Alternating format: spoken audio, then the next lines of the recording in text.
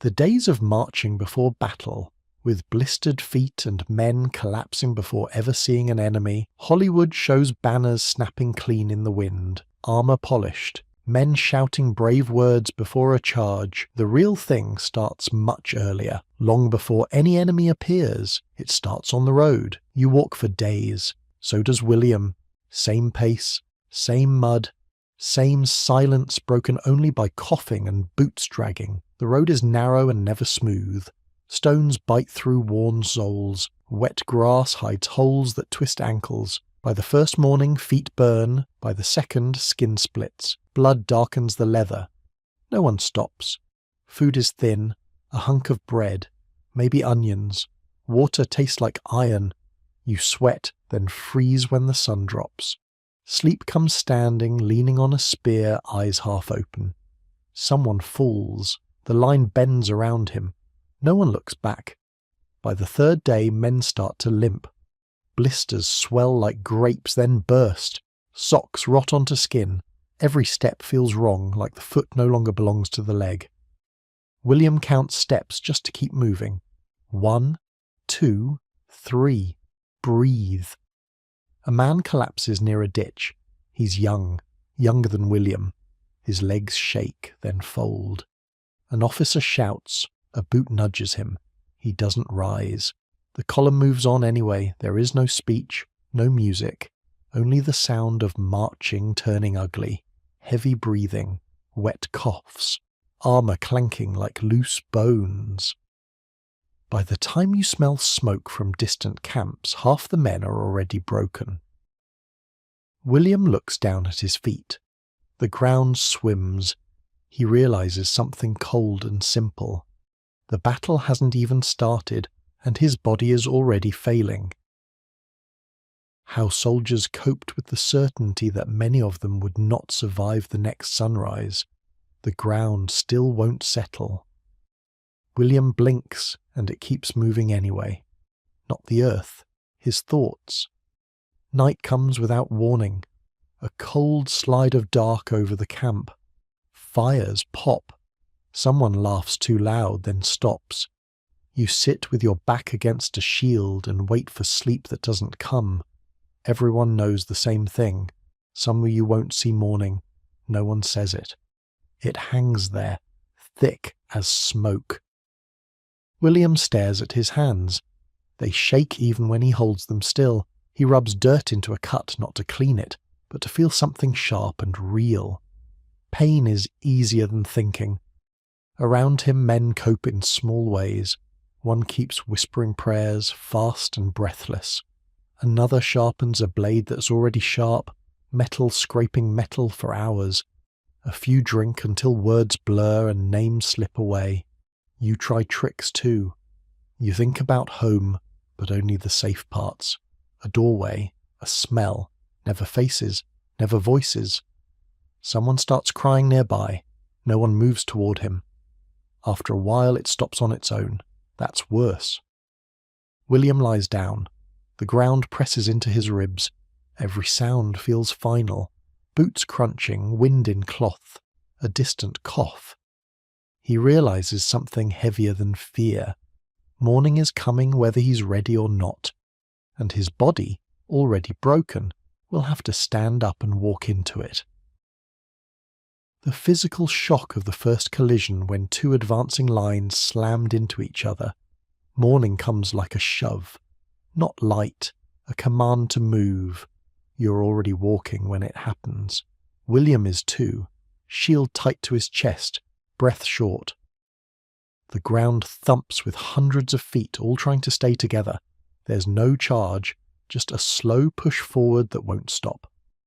Noise thickens, men yelling things that don't sound like words anymore. Then the line hits. Not blades first, bodies. A wall of meat and wood and iron slams into you, and the air leaves your lungs all at once. Your teeth smash together. The world snaps white. William's shield jerks sideways. Something punches his shoulder hard enough to turn him. Another weight crashes into his chest. He can't tell whose arm is whose. You expect pain. What you get is pressure. crushing, constant, no room to step back, no room to fall, feet slip in the churned dirt. Someone screams right next to William's ear, then the sound cuts off. A helmet bangs into his face, his nose floods warm and wet. Time breaks, there's only shoving, breath scraping in and out, the smell of sweat and metal and panic. A man goes down in front. You feel it through your legs before you see it. The line buckles. For half a heartbeat there's space, then it closes again, harder. William realizes the worst part. This isn't fighting yet. This is just the opening blow. His chest burns, his arms shake, and the weight on him doesn't lift. What it felt like to stand packed shoulder to shoulder, unable to move or breathe freely. The weight stays. It doesn't ease after the hit. It settles in. William can't move his arms the way he wants. His elbows are locked by chud shoulders. Your chest is pinned, shield pressed so hard it feels bolted there. Breathing turns shallow without permission.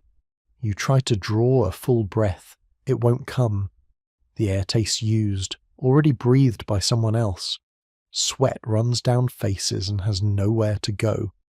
Someone behind leans forward. Someone in front leans back. The pressure stacks bone on bone until the line feels like a single body. A body that doesn't care if you're ready. William's feet barely touch the ground. He's held up by other men's legs. When he lifts a heel, even for a second, he's afraid it won't come back down. Falling here means disappearing. Heat builds fast. Helmets trap it. Breath fogs metal, then drips back onto lips. Your mouth opens, but there's nothing cool to take in. A man nearby starts to panic. You feel it before you hear it. His chest jerks, his breathing speeds. That fear spreads like fire in dry grass. William tries to think small. One breath, then another. He presses his tongue to the roof of his mouth just to feel something steady. The noise fades into a dull roar. Then a terrible thought lands. If the men around him fall, there's nowhere to go, only down. The way fear spread faster than orders once the first man fell nearby. Only one man falls. That's all it takes. You don't see how it happens. Just a sudden drop, like a rope cut. The space where a shoulder was. The sound he makes when he hits is wrong. William feels it ripple through the line. Not movement, emotion. A tightening that isn't armor. Someone shouts an order. It arrives late and thin. By the time it reaches William's ears, it doesn't matter anymore. Something else is moving faster. Heads turn without permission. Eyes search for the gap. Hands grip shields too hard, knuckles numb. Breathing speeds up, then stumbles. You hear a voice behind you say, "He's down." Not loud, not dramatic, but it lands heavy, like a dropped stone. Another man steps back half a foot. Just half. That's enough. The line bends, not breaks, bends. Pressure shifts sideways, then forward. William's heart starts to hammer. Too fast. Out of rhythm with everything else. His mouth goes dry even as sweat runs into it. Fear stops being private. It leaks. You feel it through elbows and backs and shaking legs. It moves body to body faster than any signal. Someone screams suddenly. No words, just sound. It cuts through everything. William realizes orders don't matter now. Flags don't matter. What matters is staying upright while everyone around him thinks the same thing. If one more man goes down, the ground won't be empty. It will be hungry. How shouting commands became useless once noise swallowed every human voice. The noise keeps growing. It doesn't peak. It stacks. William hears shouting somewhere to his left. A captain, maybe. The shape of authority without the sound. The words arrive broken, chewed apart before they reach him. You try to listen. You lean your head, just slightly. All you get is metal on metal, breath ripping in and out of open mouths. Someone screams an order close by. You see the veins in his neck. His mouth opens wide enough to hurt. Nothing lands. The sound around you isn't loud anymore, it's thick. A wall pressing in from all sides. Helmets ringing, shields knocking, men coughing blood. William feels vibrations through his feet. Not from speech, from impact. Bodies slamming, wood cracking, iron biting. Another voice tries, higher pitched, desperate. You catch one word, maybe. Then it's gone. Hands start moving on their own. Shields lift, drop. Weapons jab at shapes instead of targets. No signal guides them. You realize commands need space to live. Air, time, none of that exists here. William mouths words without sound. He doesn't know why. Maybe prayer, maybe just habit. Someone bumps him hard from behind. Not an attack, just confusion. Eyes widen everywhere. Men look for direction and find only faces as lost as theirs. The line holds, but barely, like a thought you're about to forget. William understands it then. No one is leading anymore. The noise has eaten every voice. The confusion of fighting strangers whose faces were hidden behind helmets and mud. Without voices, faces start to matter, and you can't see them. William stares through the slit of his helmet and sees only shapes. Metal bowls, dark eye holes, mouths hidden behind bars and cloth and dried mud.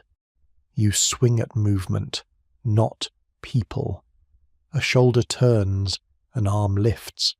That's enough to decide. Someone rushes past from the side. Friend or enemy you don't know. There's no colour that stays clean long enough to mean anything. Everything is brown and grey and wet. William locks eyes with a man inches away. Or he thinks he does. The eyes vanish as the helmet shifts. In their place, just a shadow. The man grunts. That sound could mean pain, or effort, or nothing at all. You hesitate for half a breath. That's dangerous. So you move anyway. Blows land wrong, on shields, on armour, sometimes on nothing but air. Someone grabs William's sleeve. He panics and wrenches free, heart slamming. A second later he wonders if that hand was trying to pull him back, not hurt him. There's no time to find out. Mud splashes up with every step. It cakes onto greaves, onto faces, onto hands. Men look alike fast, strangers all. William realizes something sickening. Killing here doesn't feel like killing someone. It feels like breaking a shape that got too close. He breathes hard inside his helmet. The air smells of rust and fear, and every figure in front of him feels wrong, but necessary to push away. How men learn to step over bodies without stopping or looking down, you don't notice the first body. Not really. It's just something soft underfoot. A slip. A stumble you correct without thinking. William feels it before he sees it. His boot sinks instead of landing. There's a give to it. Too much. He almost looks down. Almost. But someone shoves from behind and his head snaps forward again. The moment passes. Soon there are more. Shapes at odd angles. Arms bent wrong. Helmets pressed into mud like dropped bowls. You learn fast. Eyes up. Feet moving. Pausing is dangerous. A man trips ahead and goes down on his knees. He reaches out, palm open. William steps over him without deciding to. The hand brushes his calf, then vanishes behind. There's no room to stop. The line pushes, always forward, sideways, anywhere but still. Mud darkens to near black where the ground is churned. It smells sweet and sharp. Blood and earth mixed until they're the same thing. Your boots grow heavy with it. William feels something crunch, not stone. He doesn't want to know what it was. You stop thinking of bodies as people. They're obstacles now. Uneven ground. Things that trip you if you're careless. Someone yells, "Watch your step," and laughs once, short and broken. The sound doesn't fit the words. William's legs burn, not from fighting, from lifting his feet higher than they want to go. He realizes the ground is rising, layer by layer, and he's standing on what the battle has already taken. The pain of minor injuries that became deadly because no treatment existed starts small, so small you barely notice. William feels a sting on his forearm, not a blade, just a scrape where metal slid instead of bit. It burns, then fades into the noise. You keep moving. There's no space to check yourself, no space to care. Pain ranks low right now. Minutes stretch, or hours. Time has no edges anymore. The scrape opens as sweat runs into it. Salt, dirt, something gritty that doesn't belong inside skin. William flexes his fingers. They answer. Good enough. Around him men carry worse. A split lip pouring red onto a beard. A shallow cut on a thigh, wrapped once in cloth already dark. No one leaves the line for that. You tell yourself the same thing. It's nothing. It didn't drop you. It didn't slow you. The fighting surges, then stalls. Breathing grows ragged, muscles shake from holding too long. William's arm starts to throb, a deep, steady pulse, each beat louder than the last. He rubs it against his tunic, smearing mud into the wound to stop the slick feeling. It helps for a moment, then it burns worse. You've seen men die from less. Not here. Later. A finger cut that rots. A nick that swells, turns black, smells wrong. Days of fever, then silence. William knows this, even now. The knowledge sits quietly in the back of his head, waiting. The pain sharpens again, small, persistent, like something patient digging in. How sweat pooled inside armor, blinding fighters and burning open wounds. Sweat comes before the pain, warm, constant. It runs from the crown of the helmet like rain trapped indoors. William can't wipe his face. His hands are busy. So it drips. Down his forehead. Into his eyes. You blink hard. It doesn't help. The salt burns, sharp and sudden, and your vision smears at the edges. The world turns bright and watery. The helmet holds the heat in. Breath has nowhere to go. Each exhale comes back damp and hot, fogging the metal in front of your nose. You tilt your head, trying to clear it. Sweat finds the cut on William's arm. It seeps in slow. The sting blooms into something meaner. Like the wound has woken up. You grit your teeth and keep moving. There's no room to flinch. Every blink costs time. Every second half blind feels dangerous. Men around him squint and snarl. Faces twist not from rage, but from burning eyes. A few lift shields just to wipe their faces for a heartbeat. That's long enough to get hit. William's eyelashes clump together. His vision narrows to a tunnel. Shapes rush in and out of it without warning. Too close. Always too close. The sweat soaks everything. Pattern. Cloth. Skin. Armor rubs where it shouldn't. Raw spots forming fast. The cut on his arm throbs harder now. Not from a blow. From salt and heat and dirt pressed inside. William realizes he's fighting blind, half drowned in his own body, and the sweat keeps coming. The moment weapons slipped from bloody hands and left men defenseless. It happens in an instant. One mistake, then it's gone. William feels his grip loosen before he understands why. His palm is slick. Not just sweat now, something thicker. You tighten your fingers. They slide anyway. The leather wrap twists in your hand like it's alive. The next swing goes wrong. The weight isn't where it should be. The balance lies, the weapon dips, then it slips free. There's a dull sound as it hits the ground. Not loud enough to cut through the noise, just a soft final clatter at his feet. William freezes for half a breath. Too long. His hand stays open, empty, like it's waiting for something to return. You look down without meaning to. The weapon is already lost. Boots churn the mud, shields scrape over it. Reaching is impossible. If you bend, you won't come back up. If you kneel, you vanish. Someone slams into William's shoulder. Hard. A shield edge bites into his ribs. He throws his arm up out of instinct. Bare. Useless. Hands around him still rise and fall with iron and wood. His don't. They just flail, grabbing cloth, air, nothing solid. Fear changes shape. It sharpens. It points inward. William backs up without space to do it. His heel catches. His breath locks. He understands it now. The line doesn't protect the empty-handed. It swallows them. What it was like to be knocked to the ground while hundreds fought above you. The sky is gone. There's only darkness and noise and weight. William is on his back before he knows he's falling. The ground punches the air out of him and keeps it. You try to breathe. Nothing happens. Something heavy steps on your leg and moves on. Above you, the fight doesn't pause. It closes in. A boot lands near his head. Another brushes his shoulder.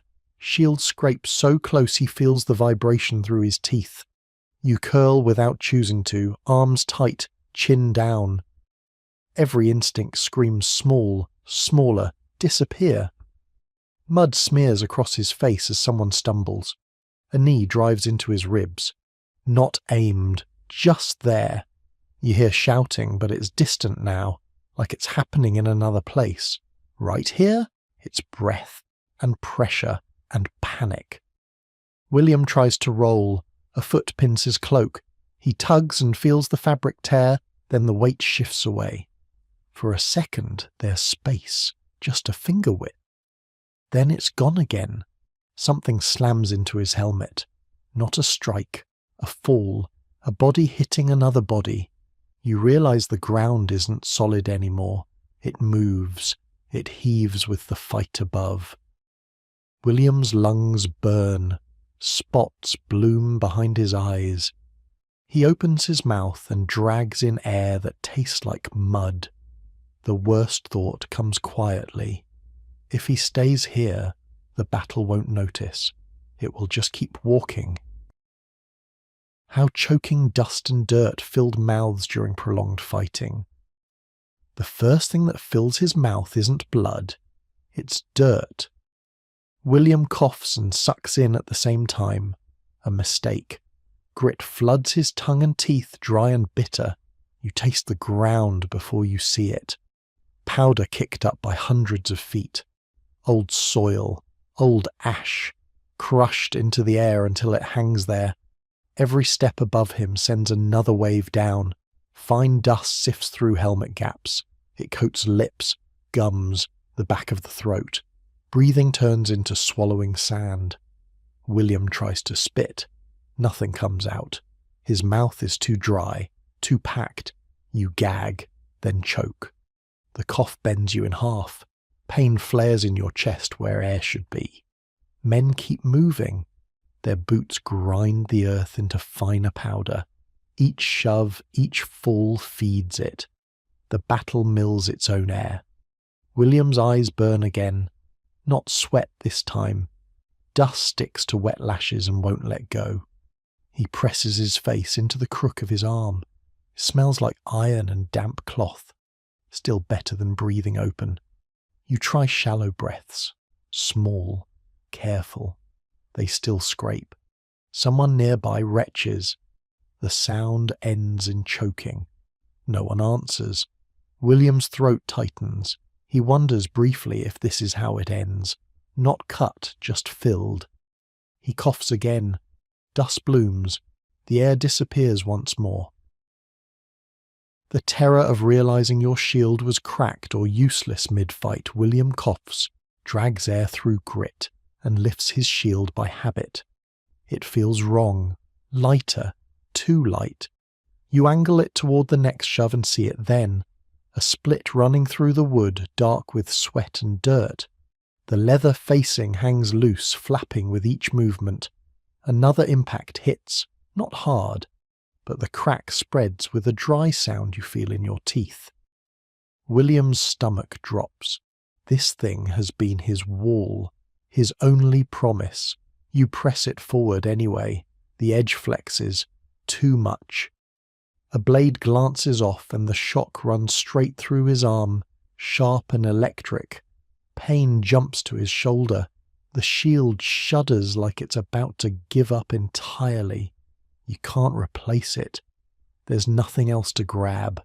Everything on the ground is under boots and bodies. William tries to keep the broken side angled away. Small adjustments. Tiny prayers made with wrists and elbows. Another blow lands. The crack opens wider. Daylight peeks through for half a second. You imagine it failing, wood folding, iron finding ribs instead of planks. Sweat runs cold down his spine.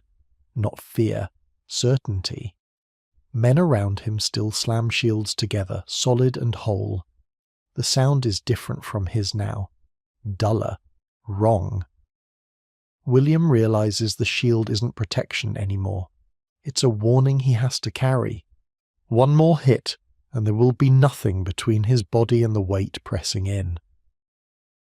How battle lines slowly dissolved into small, desperate fights for survival.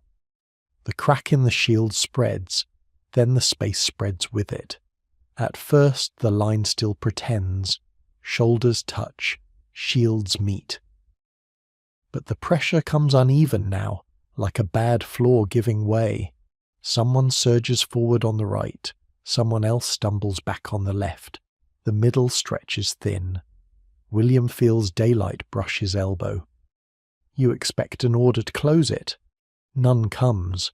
Men fill the gap on instinct or don't. The shape starts to fray. A pair breaks off ahead.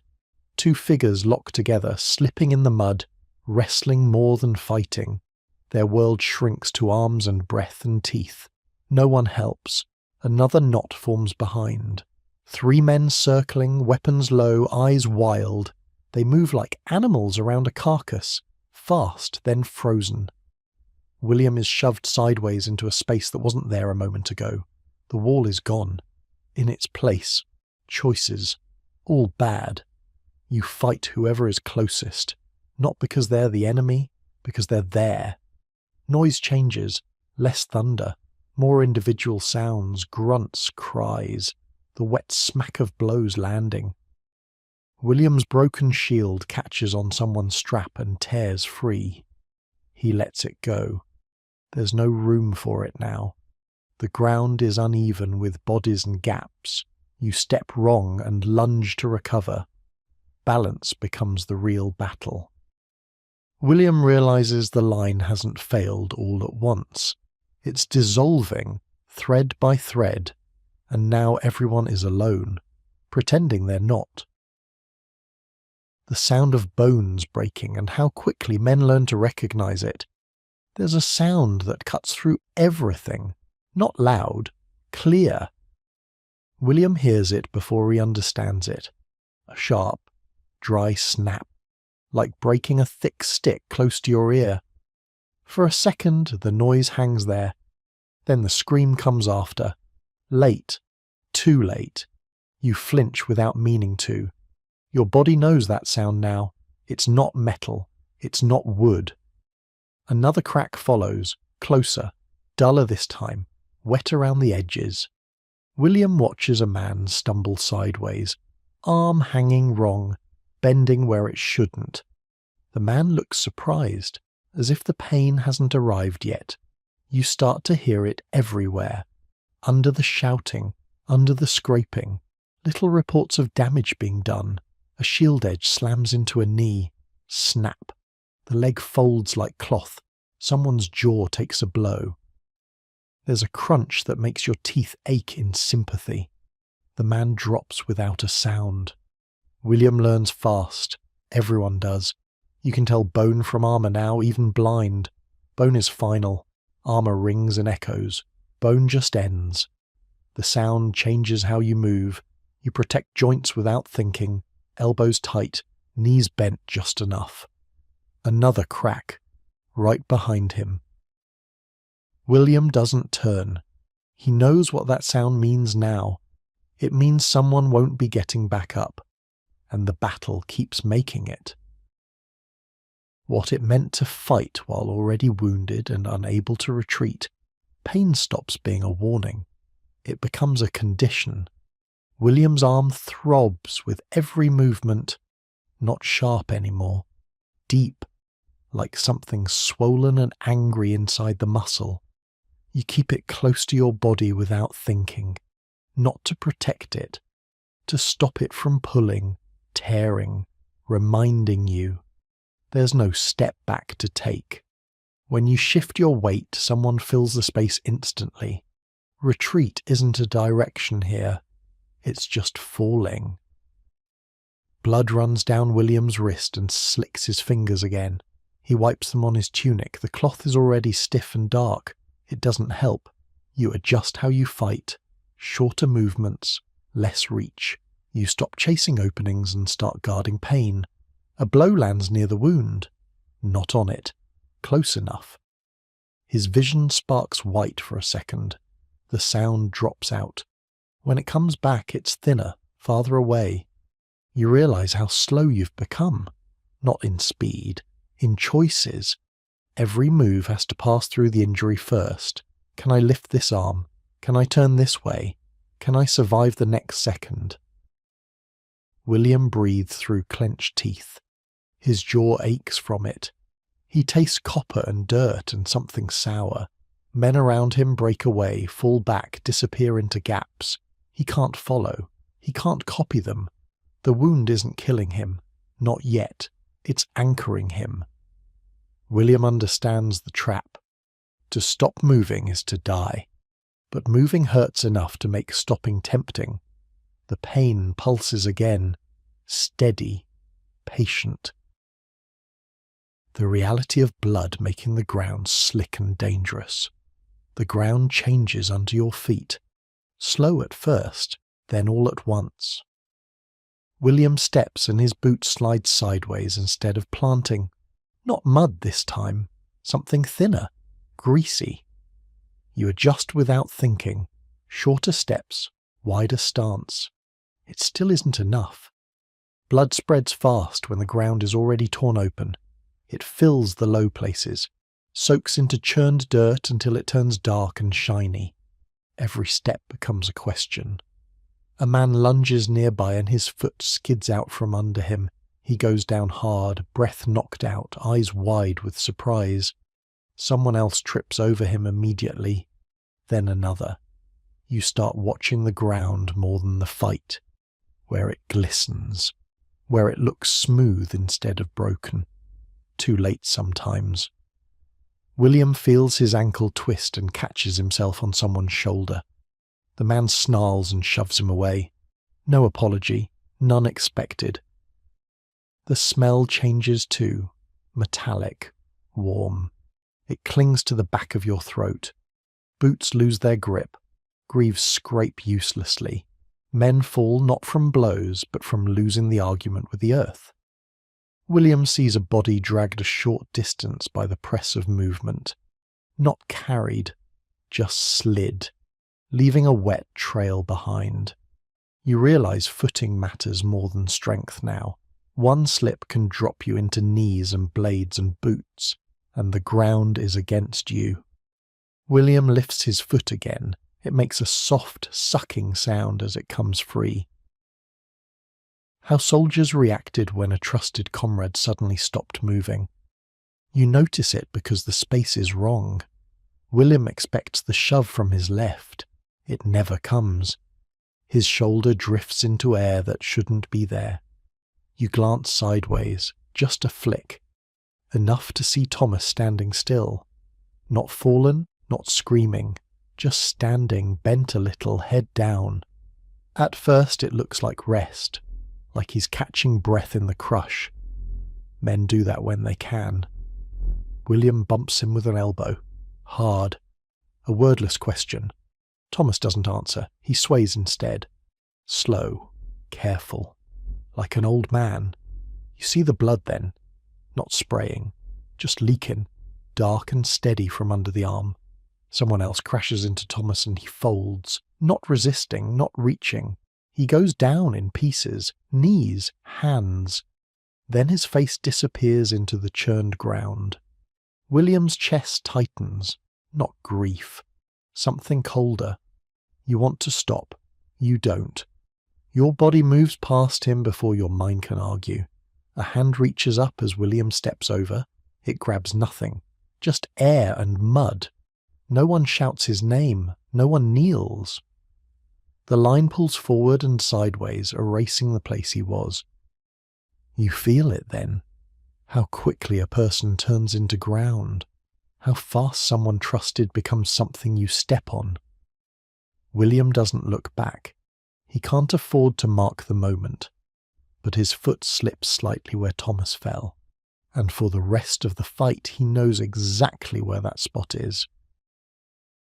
The experience of losing all sense of time during sustained combat time stops behaving. William thinks a moment passes, then another.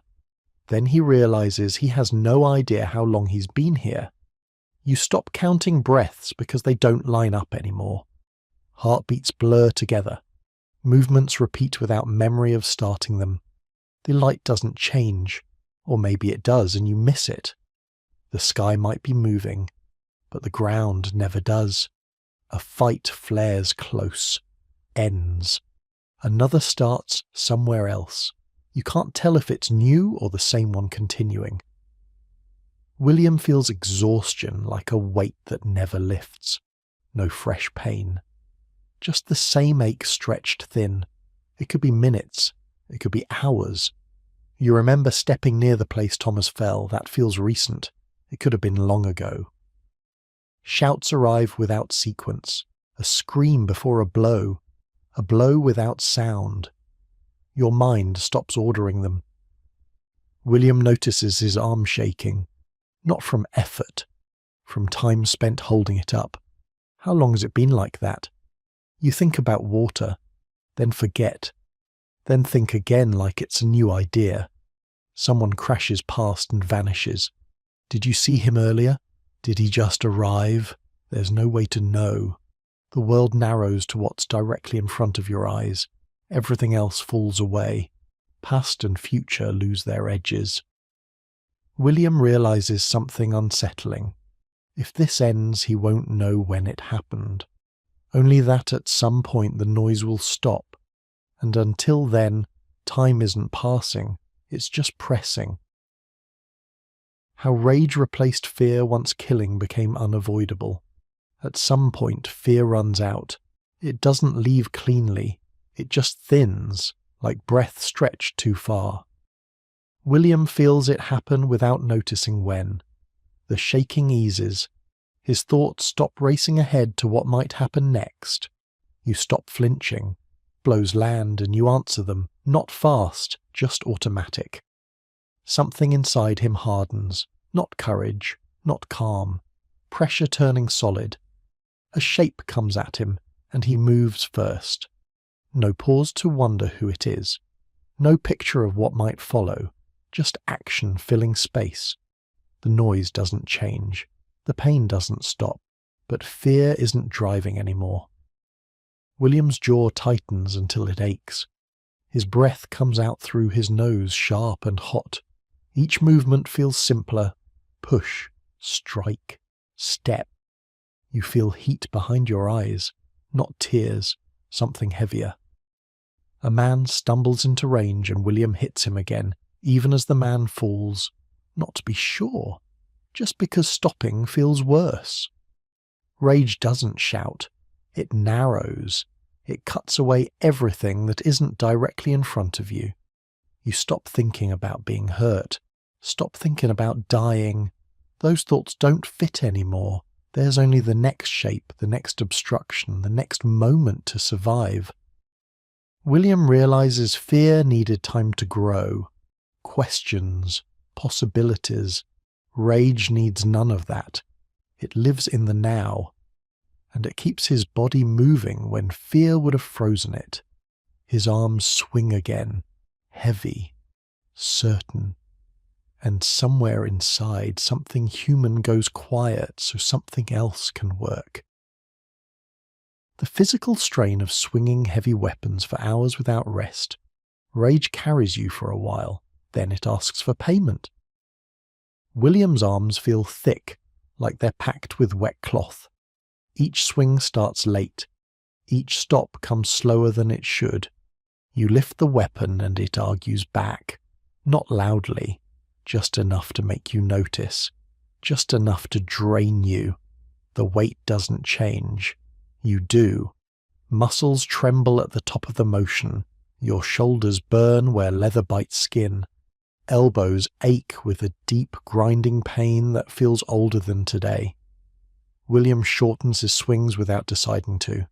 Less arc, less follow-through. The weapon still lands, but it lands ugly. You breathe hard through your mouth. In. Out. The air feels thin, like it's already been used too many times. Minutes pile up inside your arms. Every strike leaves something behind. Strength you don't get back. A blow glances off armor, and the recoil rattles his hands. His fingers go numb, then sting as feeling creeps back. The grip slips again. He tightens it with what's left. You notice the pauses now, half beats where your arms hang heavy at your sides. Dangerous pauses, shorter each time, but still there. William's shoulders cramp. A sharp knot grabs and won't let go. He rolls them once and nearly drops the weapon. There is no rest, no moment to lower it and breathe. If you stop swinging, something else swings at you. The rage thins. What's left is work. Endless, grinding work. William lifts the weapon again, slower, heavier, and wonders how many more times his body can answer before it simply refuses. What it felt like to be trapped between retreating allies and advancing enemies. The push comes from both sides at once. William feels it in his ribs first. A shove from behind that isn't steady, panicked, uneven. You turn your head just enough to see allies stepping back. Not running, not yet, just giving ground they can't hold. In front the pressure answers, a surge forward, heavier, confident. The space around William shrinks to nothing, chest to back, shield edges biting from both directions. Breath trapped between bodies that won't agree which way to move. Someone behind trips. The shove turns into a fall. Weight collapses into William's spine and drives him forward whether he wants it or not. You try to step back with them. There's no room. You try to brace forward. There's no balance. The ground slides underfoot, slick and crowded. Boots scrape for purchase and find none. Every muscle fires at once, useless. William's shoulder slams into an enemy shield, hard enough to rattle his teeth. He didn't choose it. The crowd did. Behind him, someone screams to move. Ahead, someone yells to hold. Both voices drown in the same noise. You're not part of a line anymore, you're a wedge, being hammered from both ends. William's breath comes in sharp gasps. In, nothing. Out. He realizes retreat isn't an option now. Neither is advance. He's pinned in the decision itself. Another shove from behind lifts his heels. For a terrifying second, he's not on the ground at all. Just carried forward by bodies that don't care if he stays upright. He lands hard, stumbles, stays up. Barely. And in that moment, he understands the danger isn't the enemy in front. It's the people supposed to be on his side trying to survive past him. how men identified enemies by voices, accents, or banners in the chaos in the crush. Faces stop helping, so you listen. William hears a shout behind him that doesn't belong. The words are close enough to be understood. The sound of them is wrong. You catch accents first, rounded vowels, hard edges where you expect soft, tiny differences that suddenly matter. Someone yells a command in a tongue you half know, not foreign enough to be strange, just off, like a song played in the wrong key. William turns his head and sees a banner flash once above the press, cloth torn, colours dulled by dust and blood, but still different from his own. That's enough. You don't confirm, you don't ask. You move toward what feels familiar and away from what doesn't. Men shout names into the noise. Saints, lords, places, anything that might gather the right people around them. Sometimes it works. Sometimes it pulls enemies closer instead. William hears his own side's cry and answers it without thinking. His voice comes out raw, cracked. It feels strange to hear himself. A man answers back close. Same words, same rhythm. Relief flashes sharp and brief. Then another voice overlaps it. Same words again. Different sound. The three of them collide in confusion. Blades hesitate. Then don't. You realize how thin these signals are. How easy to fake. How fast they vanish in the noise. William understands the truth too late. In this chaos, identity lasts only a second. After that, you're just another shape-making sound. And sometimes, the wrong sound gets you killed. The shock of seeing leaders wounded or killed in front of their troops. The shout comes first. Not a command. A crack in one. William hears a voice he's been following all day. The same rhythm, the same rough certainty. Then it breaks. You look up because everyone else does. For half a second, heads lift in the crush. Eyes search for something tall and sure. The man is still there. The banner still near him. But his arm hangs wrong, slack at his side, dark soaking through cloth. He tries to speak again. Nothing comes out. His mouth opens and closes like he's forgotten how words work. Someone reaches for him, not to help, to hold him up so he doesn't fall. A blow lands from nowhere. Not meant for him, maybe. It catches his neck and he drops hard, sudden and heavy. The banner dips, then disappears into the press. William feels the change ripple through the bodies around him. It's not panic yet. It's absence.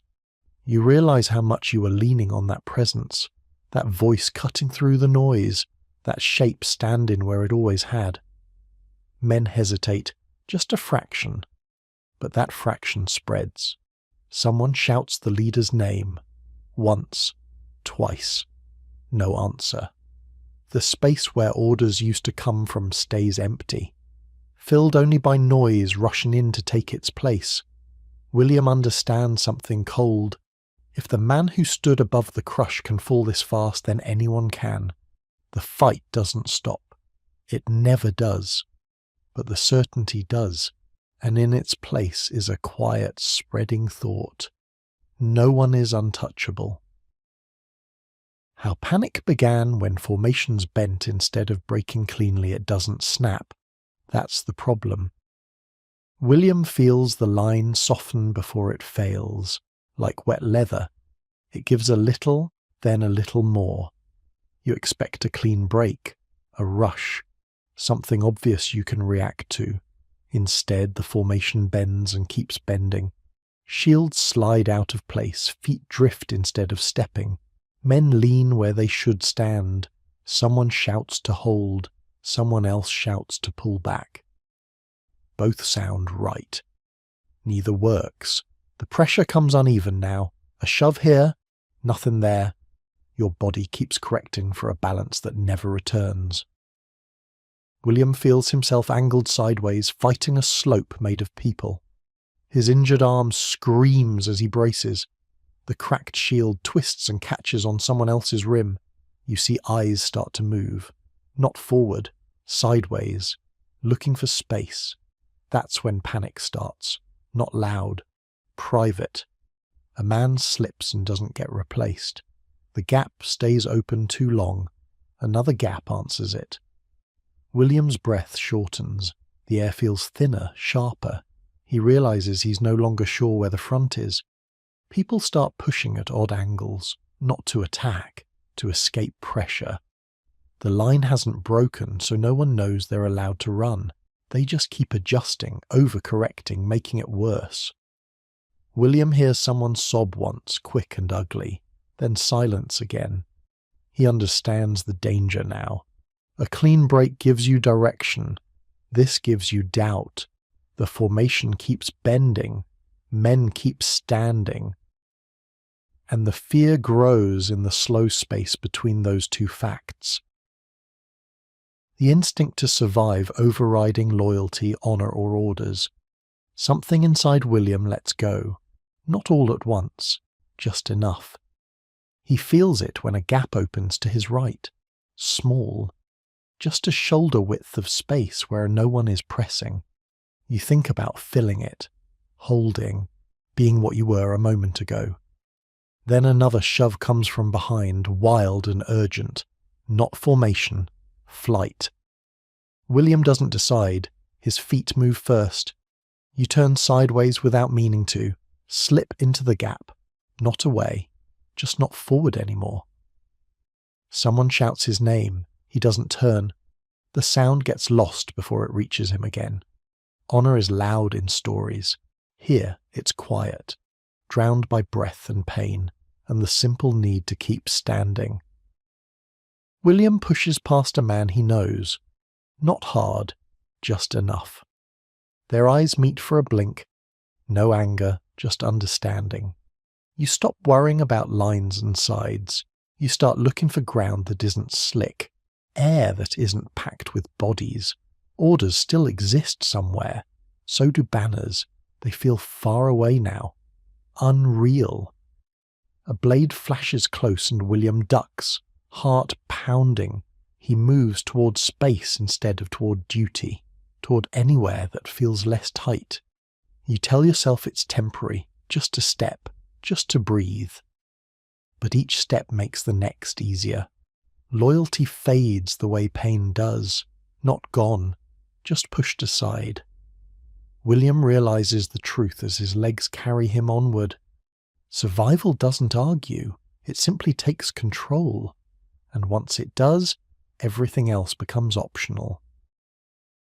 What soldiers did when their weapons broke or became lodged in bodies. The weapon stops, answering. William feels it jar in his hands, a sudden dead weight at the end of a swing. Not recoil. Resistance. You pull back. It doesn't come. The handle twists, stuck fast in something that doesn't move with you. For a heartbeat, you stare at your hands like they've betrayed you. Then someone slams into your side and the world lurches. The weapon stays where it is. You yank harder. Your shoulders scream. Nothing. William sees the shape it's lodged in, just long enough to understand and not long enough to think. The body sags. The weapon doesn't. There's no time for care. No time for disgust. You let go. Hands empty again. Too light. Too wrong. Someone nearby snaps a shaft clean in half, trying to free it. The sound is sharp and final. He stares at the broken end, then throws it down like it burned him. Men grab whatever they can. Daggers pulled with shaking fingers, shield rims swung like clubs, fists used when nothing else answers. William snatches a fallen knife from the mud. It's slick. He wipes it on his thigh, and doesn't know whose blood that is. You fight closer now. Too close. No room for swings. Weapons jam again and again. In mail. In bone. In bodies that won't let go. No one pauses to fix it. You abandon tools the way you abandon thoughts. Quick. Without looking back. William understands the rule as it forms. If something won't move, neither can you. And staying still here is the same as dying. How screams for help blended into background noise and were ignored. At first, every scream cuts. William hears one close by and his head snaps toward it. Sharp, human, full of panic. You feel it in your chest. A tug that says turn, help, do something. Your body tightens like it's about to move. Then another scream overlaps it. Then another, different pitch, different pain. Soon they stack, layered over metal and breath and shouting. They stop standing out. William hears a man yelling for his mother. The words blur together before they reach meaning. You tell yourself you'll look after the next strike, after the next shove, after this moment passes. It never does. A scream rises right behind William's shoulder, close enough to feel the breath with it. He flinches, then keeps moving. No one turns, not because they're cruel, because they can't afford to. Your mind starts filing the sound away. Not important, not actionable, just noise. The pitch changes when someone is dying. Lower, rougher. You learn that too. William steps past a man on his knees, hands raised, mouth open wide in a sound that barely carries anymore. The man's eyes meet his for a second. William looks away. His legs keep going. Screams lose their shape. They melt into the air like smoke, present but impossible to grab. You realize something unsettling. If you scream here, it won't mean what you think it will. It won't stop anything. It won't summon help. It will just join the noise. The numbness that set in when killing no longer felt shocking. It stops landing the way it used to. William expects the jolt, the twist in his gut, that sharp moment where the world goes thin. It doesn't come. You strike and the body drops and your hands are already moving again. No pause, no echo, just the next shape filling the space. Killing becomes another motion, like stepping, like breathing when the air burns. William notices it when he realizes he hasn't looked at a face in a while. Not really. Just where to put the blow, where to move next. You feel lighter in a strange way, not relieved, unburdened of reaction. The noise keeps going. The smells stay thick. Pain still pulses in the arm, in the shoulder, in the lungs. But the shock is gone. A man falls at William's feet and he steps over without thought. No spike of horror, no argument inside. Just clearance. You stop asking what you're doing. Questions slow you down. This doesn't. The numbness spreads quietly, not cold, flat. William hears himself grunt with effort and doesn't recognize the sound as his own. It's just part of the background now, like the screams were. Blows land and he answers them. Bodies move and stop. The pattern repeats. You realize something is missing and it takes a moment to name it. It's the part of you that used to react, that flinched, that cared. William understands the danger isn't the numbness itself. It's how easy it makes everything. His arm rises again, falls again, and the act feels no different than the one before it. How fighting in mud slowed movements, and exhausted even strong men. The mud takes over, not all at once. It creeps in. William tries to step and his foot doesn't lift clean. It drags, heavy, like the ground has fingers. You pull harder and feel it tug back. Every movement costs more now. Not pain, effort. Mud cakes onto boots in thick layers. Each step adds weight you didn't choose. Your legs feel longer, slower, wrong. You swing and the ground steals balance halfway through. Your hips lag behind your shoulders. The blow lands late, sloppy. William's calves burn first. Then his thighs. A deep ache that doesn't fade between steps. Men around him grunt with the work of moving. Strong backs bend. Breath comes loud and fast for reasons that aren't strikes. Someone tries to rush and slips instead. He flails, arms wide, and goes down hard. It takes 2 others just to pull him upright again. You start lifting your feet higher, exaggerated, careful. It drains you faster. Mud sucks at ankles, climbs greaves, grabs hems and straps and won't let go. William feels his knees wobble, not from fear, from fatigue layered on fatigue. The ground isn't just slippery, it's resisting. Every step is an argument you have to win. Men who looked unstoppable minutes ago slow to a crawl. Shoulders slump, swings shorten. You realize the mud doesn't care who's strong, it levels everyone. William pulls one foot free with a wet sound and plants it again. His chest heaves, and the earth waits, ready to take the next step too. The moment men realized victory or defeat without being told, no one announces it. William feels it before he understands it. The pressure changes, not lighter, different. You notice fewer blows coming back, more space between bodies. The noise thins in places like breath easing after a long hold. Men stop pushing forward at the same time, not together, just close enough to matter. William lifts his head and sees backs where faces used to be. Shields angled away instead of toward him. Feet turning without orders. You don't cheer. No one does. There's a strange pause in the movement. Not a stop, a hesitation. Someone runs past, not toward the fight. Away from it. Fast. Head down. That's when it settles in. You hear fewer commands, fewer screams. The sound changes shape. More space between impacts. William feels his shoulders drop without permission. Not relief. Release.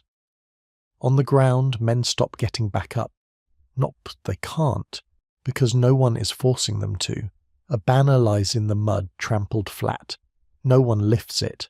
No one guards it. You realize you're no longer surrounded by the same faces. Some are gone, some are leaving. Victory doesn't arrive with music. Defeat doesn't announce itself either.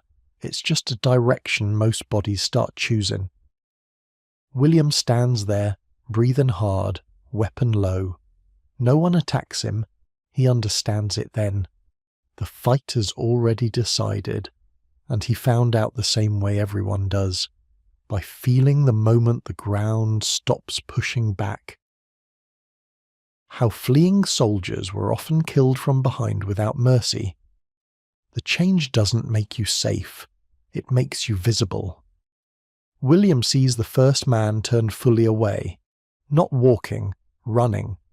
You watch him take 3 steps before he slips in the mud. He scrambles up, arms pumping, head down. That's when it happens. A blade catches him between the shoulders, not clean, not quick. He jerks forward, surprised more than anything, and keeps running for 2 more steps before his legs forget what they're doing. He falls face first and doesn't move again. Others see it. They run anyway. Once backs turn, mercy disappears, not out of cruelty, out of momentum. William feels the shift in himself. The rules change without discussion. Fronts matter less than speed. You hear shouting behind fleeing men, not commands, shouts of opportunity. Weapons rise and fall into exposed spines, necks, legs, places never meant to be defended, places armor doesn't cover well. A man throws down his shield to run faster. It clatters once, then vanishes under boots. Seconds later, he's dragged down by someone grabbing his cloak. You don't hear pleas clearly anymore. They stretch thin as people scatter. Sound gets lost in open space. William doesn't chase. He can't. His legs barely answer. But he sees enough. Men who fall are finished quickly. No checking, no hesitation. Those who crawl are stepped over. Those who stop are passed and struck by whoever comes next. You realize running turns you into a target instead of a threat. Your back tells everyone exactly where to hit. William stands still, chest heaving, watching bodies scatter across the field. The ground that was crowded minutes ago opens wide, and in that open space death moves faster than it ever did in the crush. The physical danger of being crushed during mass retreats. The retreat doesn't spread out, it compresses. William feels it when the crowd surges all at once, not running yet, just moving the same direction with the same fear. You're pushed from behind by men who can't see past your back, pushed from the side by others cutting across, everyone trying to become smaller, faster, anywhere else. For a moment there's order. A narrow path opens, bodies funnel toward it like water finding a crack. Then someone stumbles. The flow hits him and doesn't stop. It climbs. William is lifted off his feet without jumping. His boots scrape uselessly. Ribs squeeze tight as bodies press from every angle. You can't breathe fully. Your chest won't expand. Air comes in thin, panicked pulls. A man screams somewhere below waist level. The sound cuts off abruptly. No echo. The ground tilts and suddenly you're sideways, shoulder driven into someone's spine. You grab at cloth, at leather, at anything solid. Hands slide off sweat and mud. William's helmet bangs against another, then another. Stars burst in his vision. Someone goes down directly in front of him and the crowd pours over that spot. Feet land where faces were a second ago. The pressure doubles. You realize falling here is different. It's not hitting the ground. It's being buried standing up. William's lungs burn. His injured arm is pinned. Screaming silently, he can't lift it. Then, just as suddenly the pressure eases, the mass spills forward. He stumbles, stays upright by luck alone. Behind him, the ground keeps moving for a few seconds longer, and when it settles, it's higher than it was before. What happened to men who dropped to their knees and surrendered? Some men stopped running. William sees one drop to his knees in the churned mud, hands up. Helmet tipped back so his face shows. You hear his voice break through the noise, words tumbling out fast, promises, names, anything. For a heartbeat, it looks like the right choice. He's still, not a threat. The crowd flows around him. Boots splash past. No one answers. Then someone reaches him from behind. Not careful, not angry, just moving. The man on his knees flinches when the shadow falls over him. He twists, trying to turn, still talking. The blow lands before he finishes a sentence. Another man drops nearby. Then another. The ground fills with kneeling shapes. You realize surrender only works if someone is there to accept it. Here, no one has the space. William watches a soldier crawl toward a banner lying in the mud, as if touching it might mean something. Boot plants on his back and pushes him flat. The boot lifts. The man doesn't. Men who stop moving become part of the ground too. Obstacles, uneven places others trip over. You see hands still raised long after bodies stop shifting, fingers stiffening in the air. William feels a strange distance open inside him. Not approval, not horror, just understanding. In the retreat, motion is everything. Those who pause fall out of the world the battle recognizes. He turns away before he sees more. His legs ache, his lungs scrape, and he knows now. Dropping your weapon doesn't make you safe, it just makes you still. How the wounded were trampled because stopping meant death. The wounded slow everything down, that's why they don't survive. William sees a man clutching his leg, half dragging it, half being pulled by the crowd. Blood runs down into the mud in a steady line. He tries to shout, but the sound breaks apart. You want to stop. just for a second, just long enough to pull him up. But the press behind doesn't pause. It never does. Someone slams into William's back and he stumbles forward. His boot lands on something soft. Too soft. The man with the leg wound goes down under the push, not flat, folded. He reaches up as bodies surge past. Hands grab at cloaks, belts, air. No one answers. You learn fast what happens when you hesitate. The crowd treats you the same way, as ground. William hears bones crack underfoot nearby. Not from blows, from weight. Men scream when the first foot lands. They don't scream when the fifth does. Sound gets crushed out of them. A wounded soldier crawls, dragging himself by his elbows. His helmet is gone. His face is grey with dirt and fear.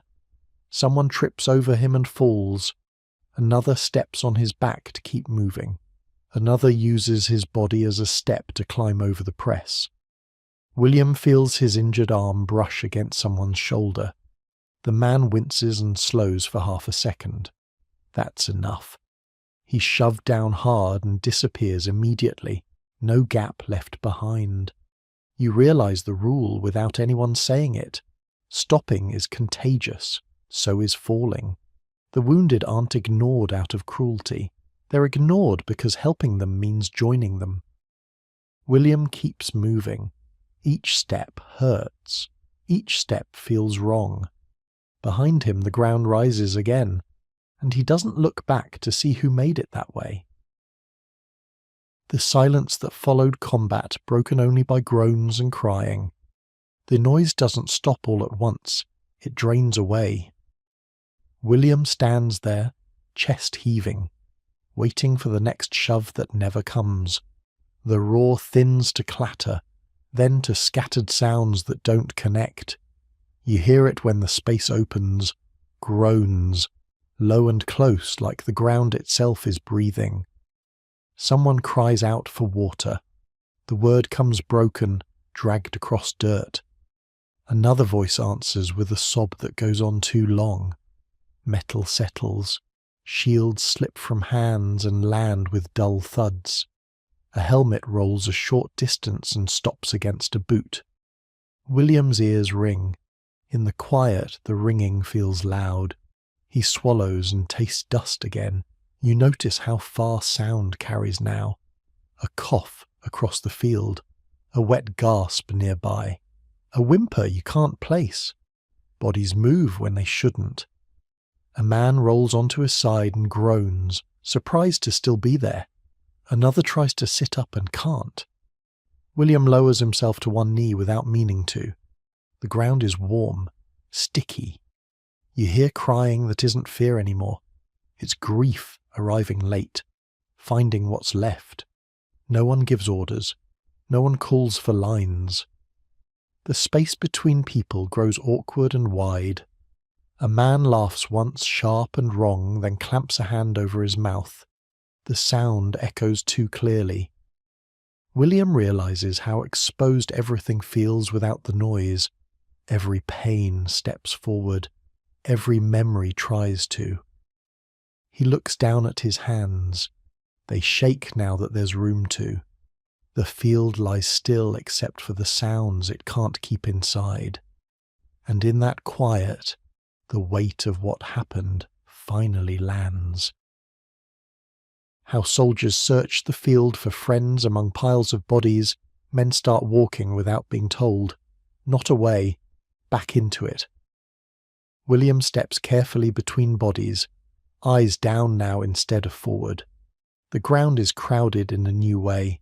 Still, you hear names spoken softly, not shouted. Tested. Like the air might answer back. Someone turns a body with both hands, gentle as he can manage. He sees the face and freezes. Then he pulls a cloak over it and moves on. Another man kneels, lifts a helmet, then sets it back exactly where it was. He wipes his eyes with the back of his hand and keeps searching. Methodical. William spots a familiar boot and feels his chest tighten.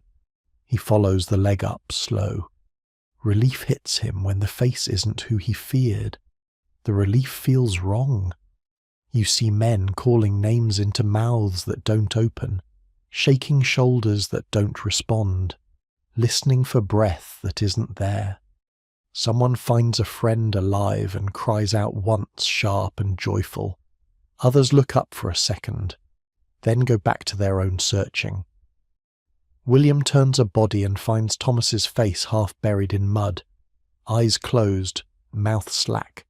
He doesn't touch him at first, just stands there, breathing, waiting for something to change. You watch others do the same, standing over the dead like they're expecting instructions or permission. The field is a patchwork of moments like this. Hope, confirmation, collapse. William finally kneels and closes Thomas's eyes with 2 fingers. They stay shut. He looks around and realizes how many people are alone right now, alive but suddenly without the ones who anchored them, and the searching keeps going, quiet, desperate, because finding someone even dead is better than not knowing where they are at all. The shock of discovering how many familiar faces were missing. At first it feels incomplete. William looks around and his mind fills in shapes that aren't there yet. A shoulder that should be nearby. A voice that usually answers. You expect people to step out from behind bodies, to rise, to wave and curse and prove they're still here. They don't. As the searching slows, the spaces become clearer, too clear, gaps where men always stood, places that stay empty no matter how long you look. William counts without meaning to. 1, 2, then stops because the number climbs too fast. You hear others notice it too. Names spoken with a pause after them, a pause that stretches when no one answers. Someone laughs quietly and says, "He must have gone ahead." No one agrees, no one argues. William sees a small group standing together, looking at each other like they're checking a list. Each face that meets their eyes makes the silence heavier. They don't say what they're thinking. You realize how used to these faces you were, how they filled the edges of every moment without asking. Now the edges feel sharp. A helmet lies on the ground with no one near it. William knows whose it was. The knowing arrives before the thought does. You walk farther out, hoping the missing were carried away, captured, sent somewhere else. The field doesn't support that hope. It answers with stillness. William stops searching for Thomas because he's already found him. Now he searches for everyone else, and keeps not finding them. That's when the shock settles in. Not loud, not dramatic, just the quiet understanding that the group he stood with this morning doesn't exist anymore. Not here, not anywhere. He looks at the men who remain, strangers again, in a way they weren't before, and for the first time since the fighting stopped, he feels truly alone. What it meant to strip the dead while trying not to recognize them. It starts as necessity. That's what William tells himself. Armor is expensive. Weapons are scarce. The living need them. You kneel beside a body and keep your eyes on the hands, on the buckles, anywhere but the face. Metal comes free with small sounds. Leather sticks where blood dried. You pull gently, then harder. William feels the weight lift from the corpse and settle into his arms. It's still warm. That makes him pause. You don't think about what you're doing. You focus on steps, unfasten, slide, take. Around him, men work quietly, no jokes, no hurry. Someone turns a body face down before stripping it. A small kindness. Or maybe just easier. William loosens a belt and the body shifts. The head rolls slightly. He freezes. The profile is close enough to be familiar. Too close. You look away fast. Hands keep moving even when your eyes don't want to. Recognition is dangerous here. A voice nearby says, "Is this him?" Another answers, "No." Neither sounds sure. William strips a helmet and sets it aside without looking inside. He doesn't want to see hair or skin. You tell yourself the dead don't need these things anymore, that this is practical, necessary, but every piece you take feels heavier than it should, not in weight, in meaning. William finishes and steps back. The body looks smaller now, less like someone. He moves to the next without a word, because stopping means seeing, and seeing means remembering. How survivors reacted to the smell that lingered for days after battle.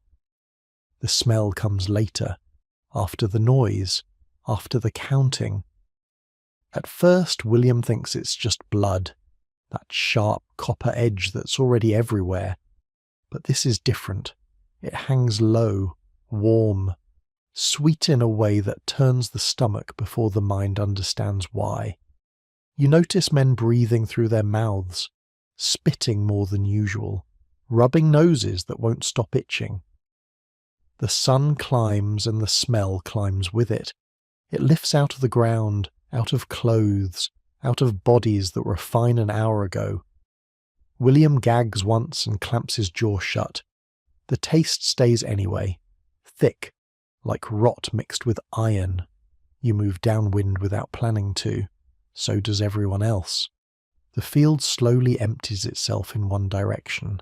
By the second day, the smell settles into everything. Hair, beards, the folds of skin under armour you can't take off yet. William wakes and smells it before he opens his eyes. For a moment he thinks he's still there, still standing among the dead. Men burn herbs, wet cloth, anything to fight it. Nothing wins. The smell follows you into sleep, into food, into memory. William realises it's not just the bodies, it's the ground soaked through, the air itself learning something new. Days later, when the field is cleared, the smell remains. Faint, patient. You'll catch it on the wind when you don't expect it. On warm afternoons, in damp places. William understands then. The battle didn't end when the fighting stopped.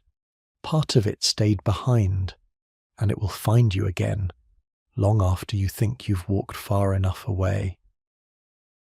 The difficulty of sleeping near corpses the night after fighting night comes again, like it has the right to.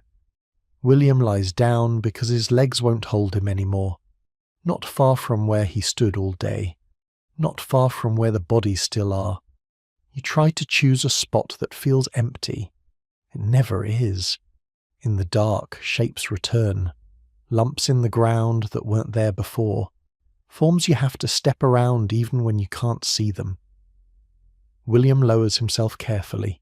His hand touches cloth that isn't his, cold.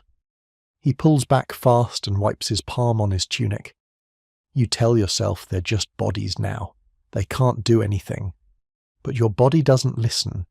Every sound snaps you awake. A groan, a cough, wind moving loose fabric across skin. Someone nearby sobs quietly until exhaustion takes over. Another man mutters in his sleep, sharp bursts of words that don't connect.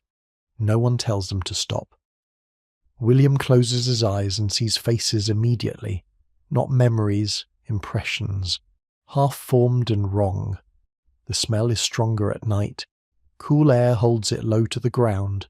It crawls into your nose when you breathe too deep. You try to sleep on your side, then your back, then sitting up with your head against your knees. Every position reminds you where you are. William feels the ground press unevenly into his ribs. Something hard under his shoulder blade. He doesn't check what it is.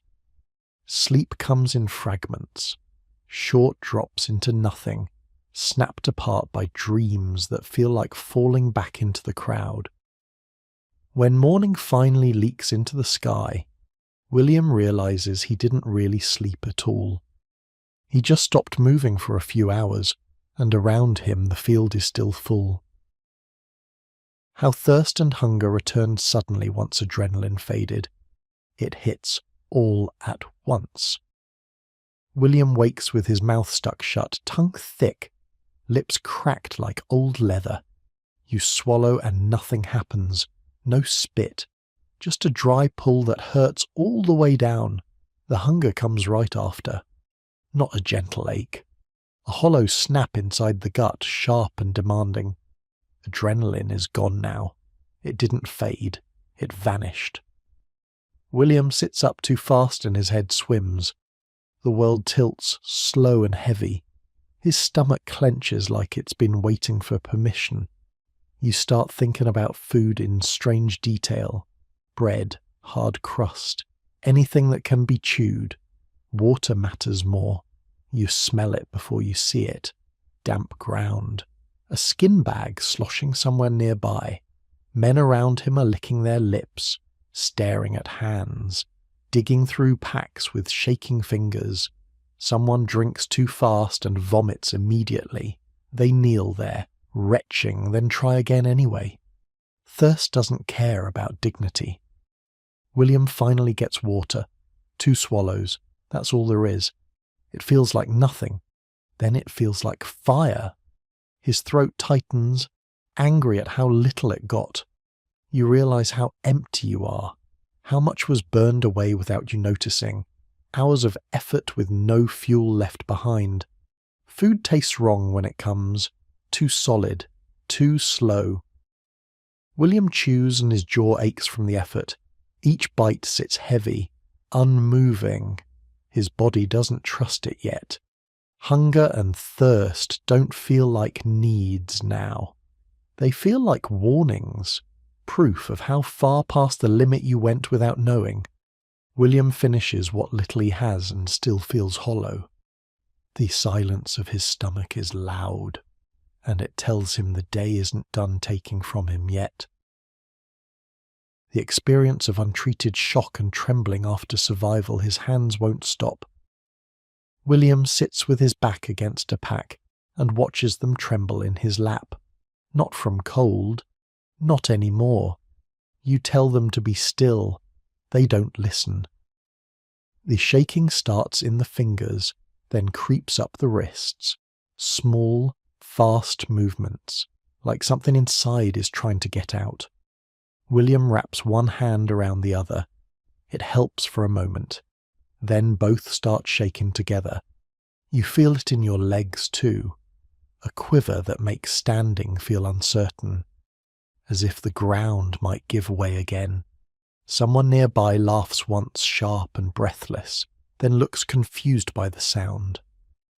Another man sits staring at nothing, teeth chattering in the warm air. William's chest tightens, not pain, pressure. Each breath feels shallow, unfinished. You think back over the day and the images come out of order. A face, a sound, mud rushing up. Your heart starts racing with no reason to chase. Fast, too fast. William presses his palm to his chest, feeling it hammer. He's alive. His body hasn't caught up to that fact yet. The shaking gets worse when he tries to stand. His knees wobble like they've forgotten how to hold him. He sinks back down hard. You hear someone say, "It's over," nearby. The words don't fit what your body is doing. Cold seeps in now, late and unwelcome. Even wrapped in cloth, it crawls along the spine. Settles there. William realizes this is the price of surviving. When the danger leaves, the body keeps fighting it anyway. His hands finally slow. Not stop. Just slow enough to notice how exhausted they are.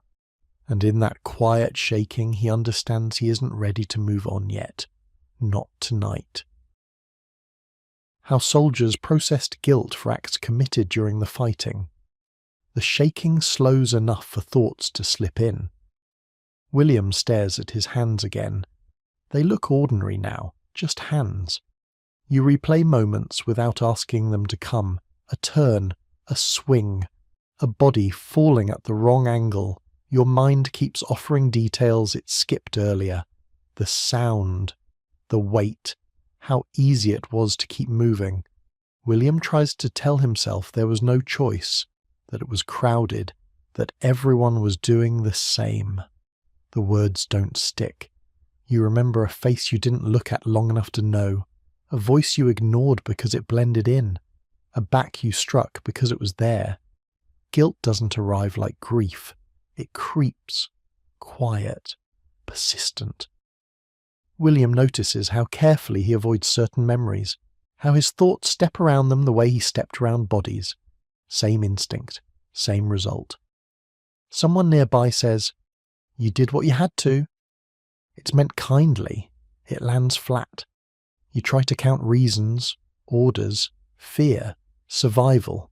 They explain things. They don't erase them.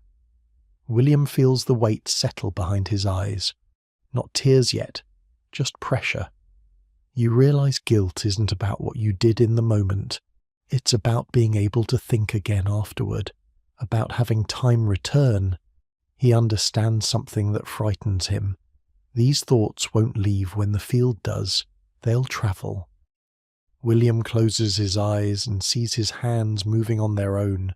Efficient. Certain. When he opens them, the hands are still. But the memory of what they did isn't. What happened to men who collapsed emotionally once danger passed? You start noticing it in others first. William sees a man sitting alone a few paces away, helmet still on, hands hanging between his knees. He isn't shaking.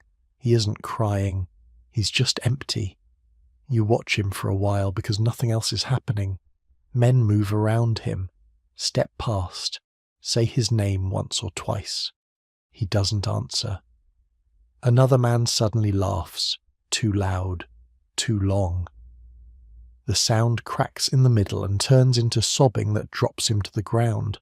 No one rushes to him, not because they don't care, because they have seen it already today.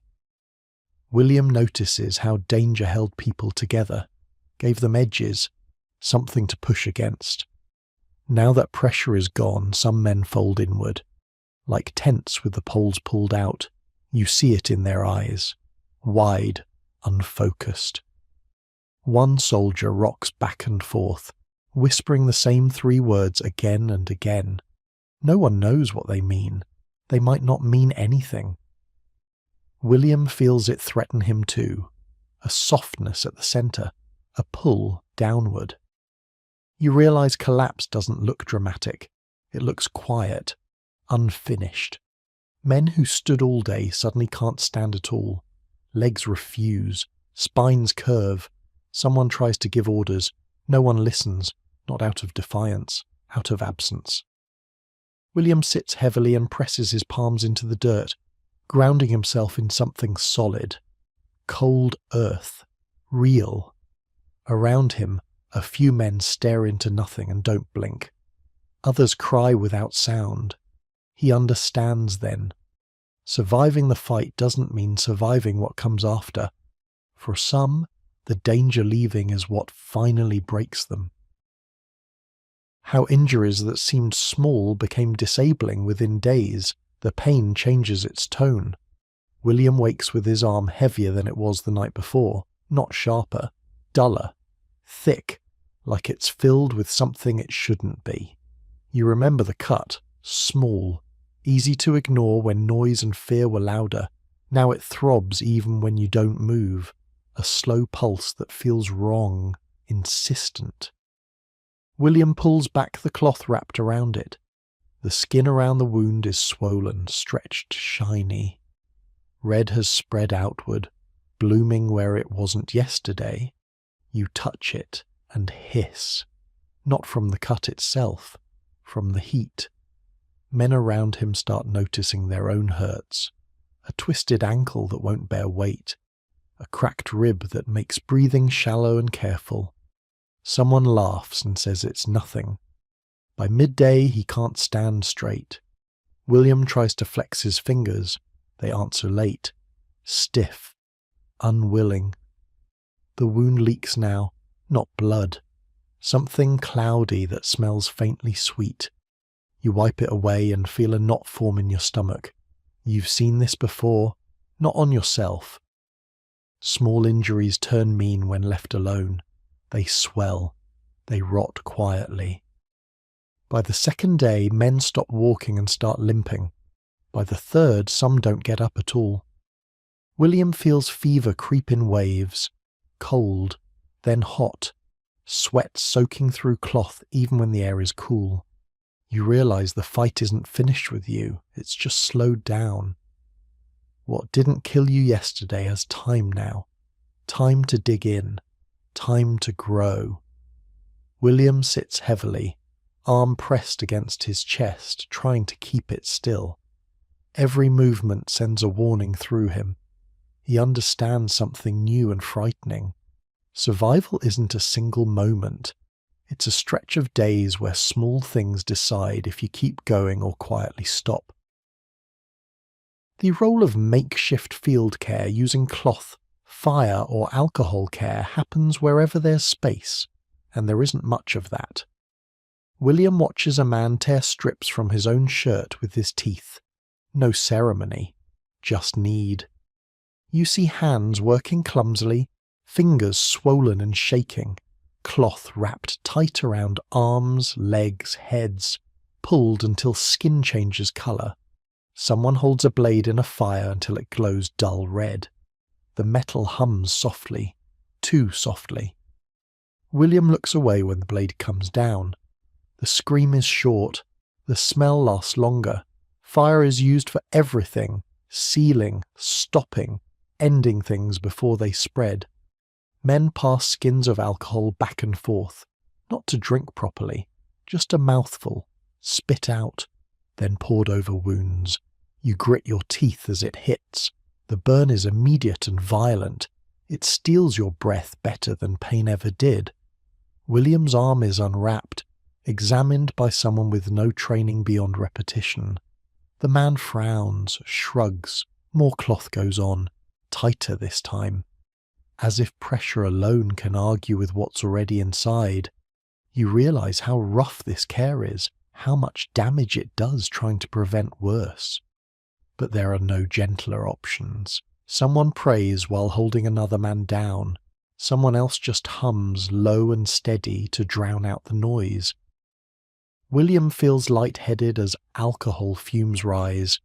His arm throbs harder, then goes numb in patches.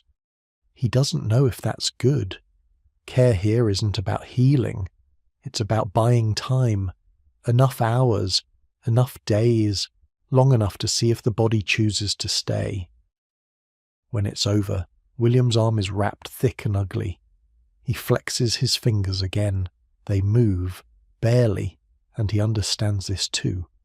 Survival now depends on cloth that tears, fire that scars, and liquid that burns, and on luck that doesn't run out before morning. How infection slowly killed men who thought they had survived. It doesn't rush. That's what fools them. William watches a man 2 paces away wake up smiling. Still alive, still breathing. He jokes weakly about the fire, the pain, the cloth. You believe it for a moment. So does he. By afternoon the smile is gone. His skin looks tight, stretched too smooth. Sweat beads on his forehead even in the shade. The wound smells wrong before it looks wrong. Sweet, heavy, like meat left too long in the sun. William notices flies gathering, not swarming, just interested. The man starts shaking again. Not shock this time. Something deeper. You hear him mutter nonsense, words sliding past each other, names that don't belong here. By the second night he can't sit up. His breathing turns shallow and fast. Each breath sounds like work he's losing. The wound darkens, edges blacken. The cloth sticks when someone tries to change it. You see the moment hope leaves the others. No announcement, just fewer people stopping to check on him. William feels the fever in the air, in himself, in everyone watching too closely. The man survives the battle, survives the night, survives the morning. It doesn't matter. Infection doesn't strike like a blade. It waits. It spreads quietly, patiently, until the body gives up without drama. By dawn, the man is still. Not peaceful, just finished. William looks at his own wrapped arm and feels a slow chill crawl up his spine. He understands the truth no one says out loud. Some men die fighting, some die running, and some die days later, realizing too late that surviving was only the beginning. What it was like to march away leaving the dead unburied. The order comes quietly. Pack up. Move. William stands with his arm bound tight and looks back once without meaning to. The field hasn't changed overnight. It's just quieter. You step around bodies the way you learned yesterday. Eyes forward, feet careful, no graves, no markers. Just men left where they fell, shapes already losing their edges. Someone starts to cover a face with a cloak. An officer shakes his head. There isn't time. William shoulders his pack and feels the pull in his arm flare. Pain reminds him he's still here. The dead don't get reminders anymore. The column forms unevenly. Fewer men, wider gaps. You march past familiar armour and don't stop to check. You already know. Stopping would mean staying.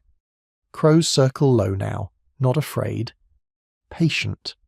The smell follows you for the first mile, then fades just enough to make you think it's gone. It isn't. William hears flies buzzing as he walks. The sound sticks in his head. A thin, constant whine. No one talks about burying them later. Everyone knows that later won't come. Another march, another fight. You feel the ground change underfoot as you leave the churned earth behind. Grass returns, stones. William realizes this is how most of them will be remembered. Not with names, just as a place you walked away from. He doesn't look back again. Not because he doesn't care, because he can't carry that too. The column moves on, boots falling into a steady rhythm. Behind them the field lies open to weather, animals and time, and as the distance grows the dead become part of the land. Unburied, unspoken. William keeps walking. The sound of marching replaces everything else. The anger survivors felt toward commanders who lived comfortably. The anger starts low. William feels it while the column slows near the tents. Clean canvas, straight lines, ground not churned to paste. You smell cooked food before you see it. Real food, warm, spiced. Men with no blood on their boots stand talking in calm voices, laughing once. Casual. William's jaw tightens. His arm aches. The cloth binding it is stiff and filthy. You watch commanders step out of shelter, faces washed, armour wiped down. They squint at the light like it's an inconvenience, like the day was long. Someone asks how the fight went. Not unkindly, just distant. No one answers. The anger isn't loud. It doesn't explode. It sits heavy in the chest. You remember bodies left behind, men who never stood up again, men who won't eat tonight. William watches a commander sip wine from a cup that isn't chipped or cracked. The man nods thoughtfully, already thinking about tomorrow, about maps, about orders, not about faces. You hear survivors muttering as they pass, short phrases, bitter jokes that don't finish. They didn't see it. They never do. William feels heat behind his eyes, not tears, something sharper. You understand then how this anger survives longer than fear, longer than pain. It has somewhere to point. The men who gave the orders are alive, whole, rested. The men who followed them are fewer, broken, quiet. William turns away before the feeling spills out of him. Anger here has no place to land, no permission. The camp settles into routine, guards posted, meals served. and among the survivors a shared understanding hardens. They bled for decisions made far from the mud, and tomorrow they'll be asked to do it again. William clenches his fist once, slowly, then lets it go. The anger doesn't leave, it just waits. How returning soldiers struggle to explain battle to those at home. They ask simple questions. William sits on a low bench days later, boots finally off, arms still bound.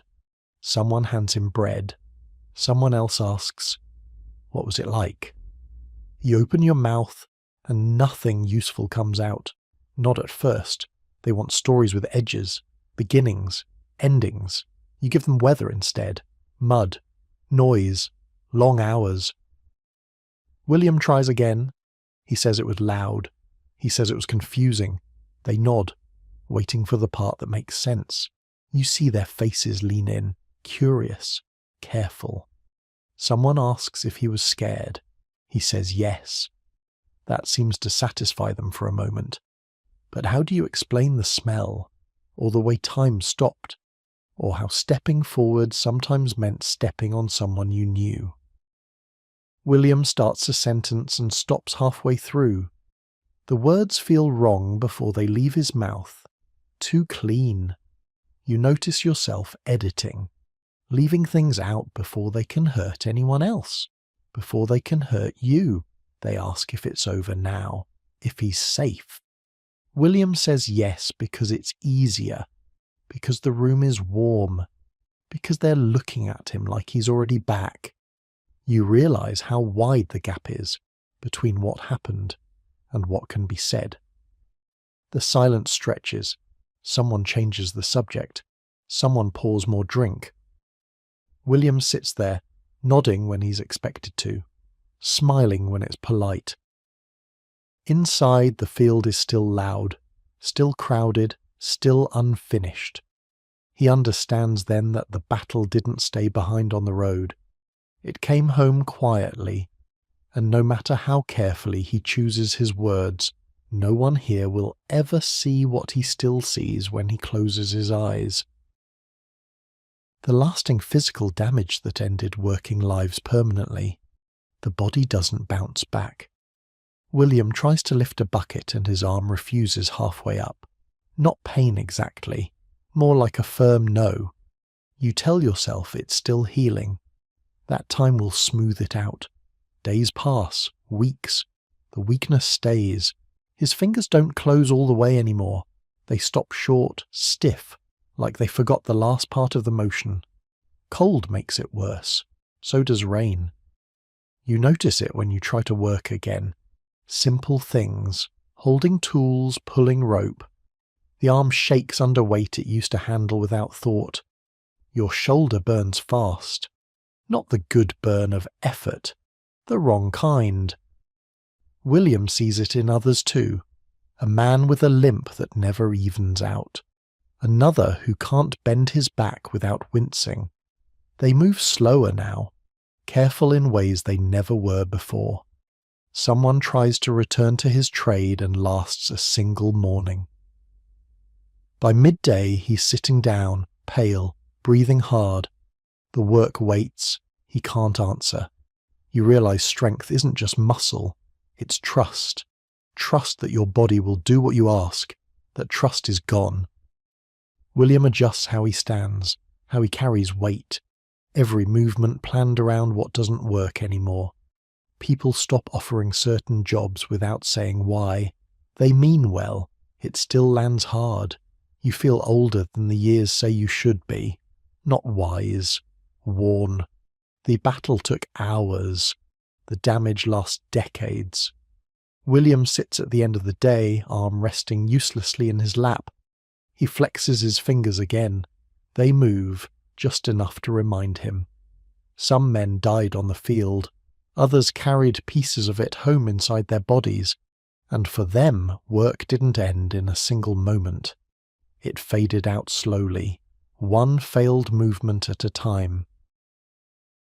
How repeated battles change personalities and dulled empathy.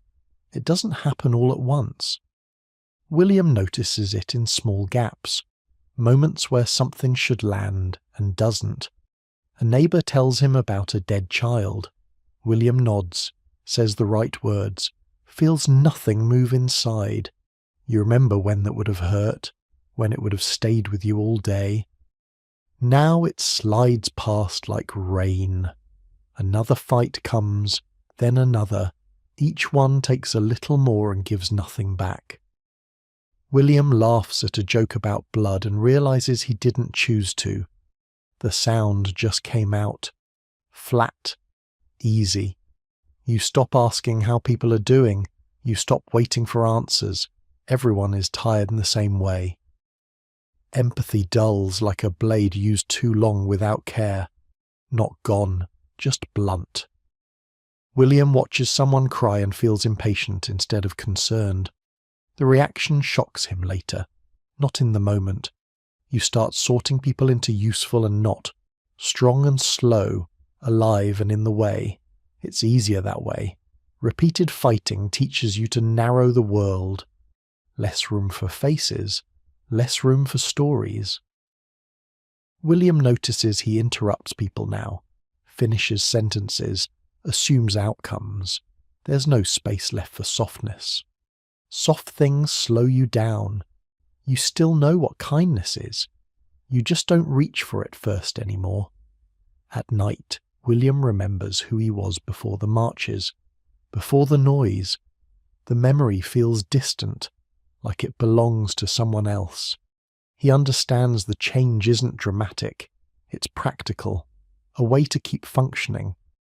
But each battle scrapes a little more away, until reacting feels optional, until caring feels like work. William sits quietly, listening to someone speak, and realizes he's already stopped listening, not out of cruelty, out of habit. And that realization lands heavier than any wound, because it means some things don't come back. The social stigma carried by men who fled and survived. The looks come first. William feels them when he walks into a room and the talking slows just a little. Not silence, something worse. You don't hear the word coward. No one says it. They don't have to. Someone asks where you were when the line broke. It sounds casual. It isn't. William answers carefully. Too carefully. The explanation lands flat and stays there, heavy between you. Men who stood and men who ran can tell each other apart without asking. It's in posture, in who meets whose eyes. You notice the jokes that don't include you anymore, the stories told with glances that slide past your face, the way benches fill up everywhere except next to you. William hears someone say, "At least you're alive," and doesn't know if it's kindness or accusation. Probably both. Survival counts, but how you survived counts more. You remember the moment you turned, the space, the pressure. You don't explain that part. No one wants the details anyway. They want a shape that fits their need for order. William watches a man with a limp be treated gently, a man with scars be respected. Pain earned its place. Fear didn't. You realize fleeing broke something invisible. Not laws, expectation. At night, William lies awake and replays the choice, not to change it, to justify it. He survived. That should be enough. But in the quiet, he understands the cost wasn't paid on the field. It's paid afterward. In sideways glances, in unasked questions, in the way survival can follow you like a shadow you didn't ask for. William lowers his head and keeps moving through it. Because arguing won't help. And because running once taught him something he can't unlearn. Sometimes staying alive is its own sentence. How nightmares replayed moments of chaos and fear for years. Sleep doesn't mean rest anymore. William lies down and the dark waits, not quiet, patient. You fall asleep for a moment and the ground rushes up again. Mud in the mouth, weight on the chest, someone screaming too close to place. The dream never plays straight. Pieces arrive out of order, a cracked shield, a hand reaching and missing. William wakes with his heart already running, sheets twisted like he's been fighting them. His arm throbs where nothing touched it. You learn the pattern. The dreams come when the day is calm, when there's no noise to keep them back. Years pass and they don't fade. They sharpen. In one dream, William is running and can't stop. In another, he can't move at all. The crowd pours over him either way. You shout in your sleep and don't hear it. Someone shakes you awake and you swing before you see who it is. Shame follows, slow and heavy. The dreams borrow new faces, neighbours, family. They wear helmets. They don't have mouths. William starts dreading night more than day. Day at least has edges. Night opens without warning. You try to explain it once. You say it's just dreams. The word feels small and useless. Some nights pass quietly and fool you into hope. Then one sound, one smell, pulls everything back. William learns to sleep lightly, on the surface, never all the way under. Even when the dreams don't come, his body stays ready, jaw tight, hands half closed. He understands this too. The battle found a way to keep happening without needing him there. And as he stares into the dark, waiting for sleep to decide what it will bring, he knows some nights will always belong to the field. The pressure to fight again despite injuries or trauma, the pressure doesn't shout, it waits. William feels it in the way conversations turn, not asking if he's ready, asking when. You hear it in the casual tone, next muster, next march. His arm still aches when he lifts it too high. The fingers go numb in the cold. He hides that part. You learn to hide a lot. Men compare scars like proof of payment. A limp is accepted, a shake is not. William watches others strap armour back on too soon. Cloth still stained, wounds barely closed. Someone jokes that pain means you're alive. It lands wrong. No one corrects him. You feel the pull of it anyway. The unspoken rule, if you can stand, you can fight. Rest looks like weakness when the column needs bodies. Trauma doesn't count unless it bleeds where people can see it. William tests his grip on a weapon and pretends the jolt up his arm is nothing. Just stiffness. Just cold. You hear the phrase, "We need every man more than once." It sounds practical. It is. Night brings the dreams back stronger when the talk starts. Your body remembers before you do. William sits awake, listening to others breathe, and knows he won't refuse. Refusal has a cost too. Different. Just as real. You think about the field returning, the noise, the press. Your chest tightens and you tell yourself it will be different this time. You always do. The order comes at dawn, simple, unavoidable. William stands with the others, arm bound under his sleeve, jaw set. No one asks how he feels. No one needs to. He understands the truth as they start moving again. Survival doesn't end the demand. It only proves you can be asked to do it again. How loss of hearing followed exposure to constant battle noise. The silence isn't real. William notices it when someone speaks to him and the words arrive late, muffled, like they've travelled a longer road. You ask them to repeat it. They do, louder this time. The noise of battle didn't stop when the fighting did. It stayed behind, pressed deep into the ears. William hears a constant ringing now, high, thin, always there when the world goes quiet. You shake your head, thinking it will clear. It doesn't. Sounds lose their edges. Footsteps blend together. Voices overlap into a dull wash. William watches mouths move and fills in meaning from habit. He nods at the right times, smiles when expected. A laugh erupts nearby and it startles him anyway. Too sudden, too close. You realize how much you relied on hearing to stay safe, how noise once warned you. Now it confuses. Metal clanging makes his ears ache instead of ring. A deep pressure, like something swelling inside. He presses his palms to his head and waits it out. At night the ringing grows louder, no other sounds to hide it. Just that thin whistle cutting through thought. William misses things now. A call from behind. A warning spoken too softly. Someone snaps at him for not responding. He apologizes even though he didn't hear the tone change. You learn to watch faces more closely. Gestures, hands. The loss creeps. Slow enough to deny, fast enough to matter. William understands this too is part of the cost. Not dramatic, not visible. Just another way the battle stays with him. Another sense dulled, reshaped. He sits quietly, listening to the ringing fill the space where the world used to be, and realizes some silence is permanent. The fear of dying anonymously without burial or prayer. It comes back at night.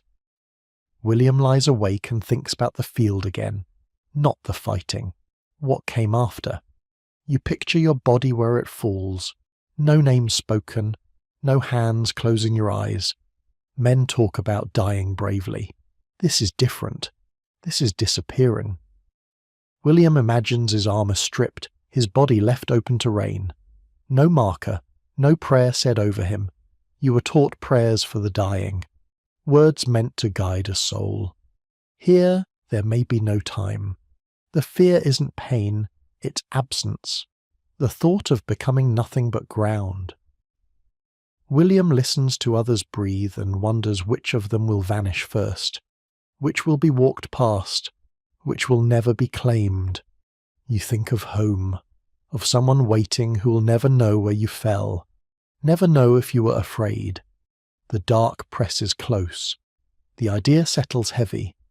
William understands this fear doesn't scream. It waits. To die unnamed, unburied, unremembered. That is what the field threatens when it grows quiet. How soldiers made peace with death before each engagement. Before each engagement there's a small ritual.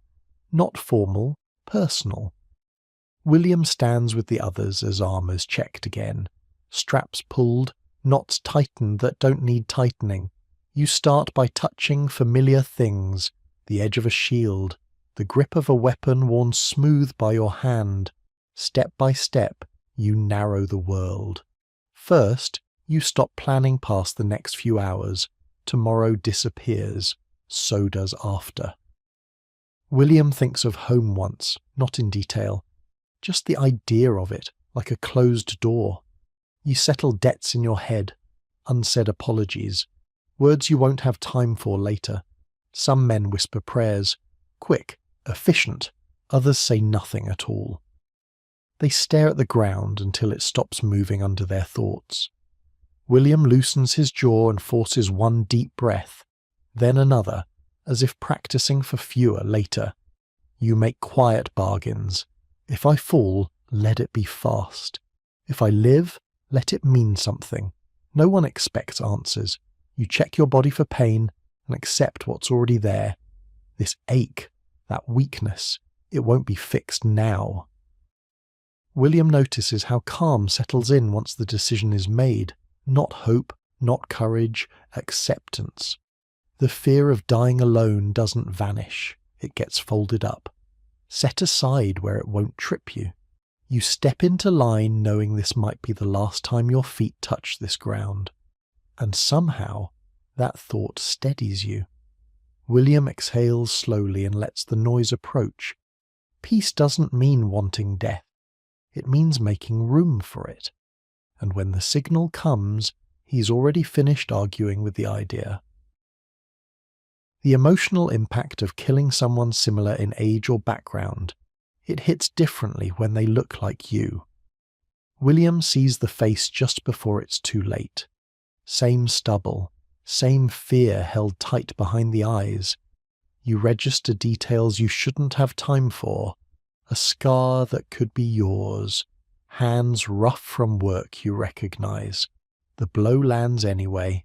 It has to. Afterward, the body doesn't look like an enemy. It looks like someone who took the same road for the same reasons, someone who thought they'd come back. William feels a twist low in his chest. Not regret exactly. Recognition. You imagine trading places without changing anything else. Same age, same hunger, same bad luck. The armor is similar. The boots are worn the same way at the heel. Even the smell is familiar. William steps back and can't shake the thought. If things shifted just slightly, this could be him on the ground and the other man still standing, wondering.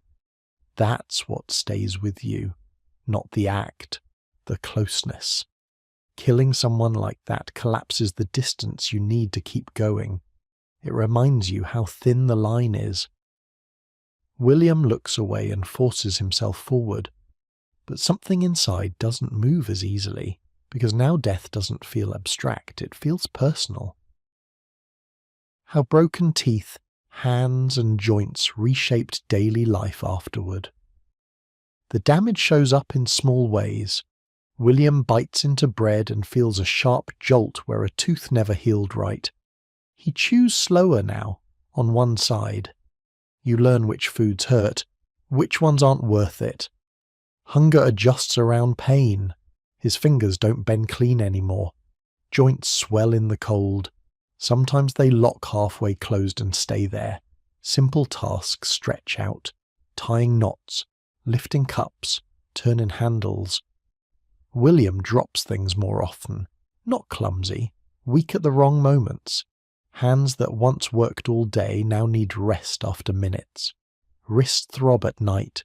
Knuckles ache before rain. You stop using certain tools, not because you want to, because your body refuses. People notice, but they don't ask much. Broken parts are common now, expected. William wakes stiff and loosens slowly, piece by piece. Movement has to be negotiated. Nothing answers automatically anymore. The battle didn't just take strength. It changed how his body speaks to him. Every cracked tooth, every damaged joint, rewrote his days. Not loudly, constantly, and there is no returning to how things were. The shame felt by survivors who lived while brothers or sons died. The shame doesn't announce itself. It waits until names are spoken. William stands with his cap in his hands while a mother cries for a son he marched beside. You don't know where to look. Anywhere feels wrong. Someone says, "You were there." Not accusing, just stating a fact that cuts. You nod. That's all you can offer. Fathers ask how it happened. Brothers ask if he said anything at the end. William answers carefully, trimming truth down to something bearable. You wonder why you're the one explaining this, why your lungs still work, why your heart didn't stop instead. At night, the questions come back sharper. Why him? Why not me? Survival starts to feel like theft, like you walked away carrying something that wasn't meant for you. William remembers laughing with them days before, sharing bread, complaining about the same things. Now their absence follows him into every room, an extra weight. You learn not to say their names too often. It hurts others. It hurts you. The shame isn't about living. It's about living in their place. And no matter how much time passes, that imbalance never quite settles. How communities absorbed large numbers of wounded men. They come home all at once. William sees it when the carts arrive at the edge of the village. Not supplies, men. You smell them before you recognize faces, old blood, sweat that's gone sour, homes open without discussion, barns, sheds, any space that can hold a body lying flat. William is led inside a house that isn't his. The table is pushed aside, straw laid down carefully, like this was planned. You watch women tear cloth without asking who it belongs to. Shirts become bandages, curtains become privacy, water boils all day, then all night, steam fogs rooms that used to be dry. Children learn new rules fast. Step softly, don't stare, fetch more water. Groans replace morning sounds, coughing replaces conversation. The village learns a different rhythm. William notices how work changes shape. Fields wait, tools sit unused, some wounded improve. They sit up, they help where they can, others don't. They become part of the room, permanent. You see how food stretches thinner without complaint, how silence thickens around certain beds. No one talks about returning to normal. Normal is gone. William understands something steady and unsettling. Communities don't heal by erasing damage. They carry it. Every limp changes a path. Every scar changes a story. The village absorbs the wounded the way ground absorbs rain, slowly, without choice, and once it settles, nothing ever dries the same way again. The resentment toward wars that brought no visible reward. The resentment grows quietly. William feels it when the talk turns to why they fought at all. No new land, no lighter taxes, no change you can point to. You look around the village and see the same fields, the same hunger, just fewer men to work it. People ask what was gained. No one answers with certainty. The silence says enough. William hears promises repeated like they're still fresh. Protection, honour, security. None of them fixed his arm. None of them brought Thomas back. You watch officials pass through and speak of success. Their boots are clean. Their words are careful. Resentment isn't loud anger, it's weight. It settles in the chest and stays there. William realizes the worst part isn't loss, it's meaninglessness. Men bled. Communities broke. And nothing looks different enough to justify it. That understanding hardens something in him. If there's another call to fight, it won't sound the same anymore. How memories of specific faces haunted survivors more than events. It isn't the battle that stays, it's faces. William can't always remember where he stood or how long it lasted. Those details blur. They fade the way noise does. But faces come back sharp. A boy with dirt on his cheek, eyes wide behind a helmet too big. A man with a beard like his uncle's, mouth open in surprise. Someone blinking hard, as if confused more than afraid. You don't remember what they did. You remember how they looked at you.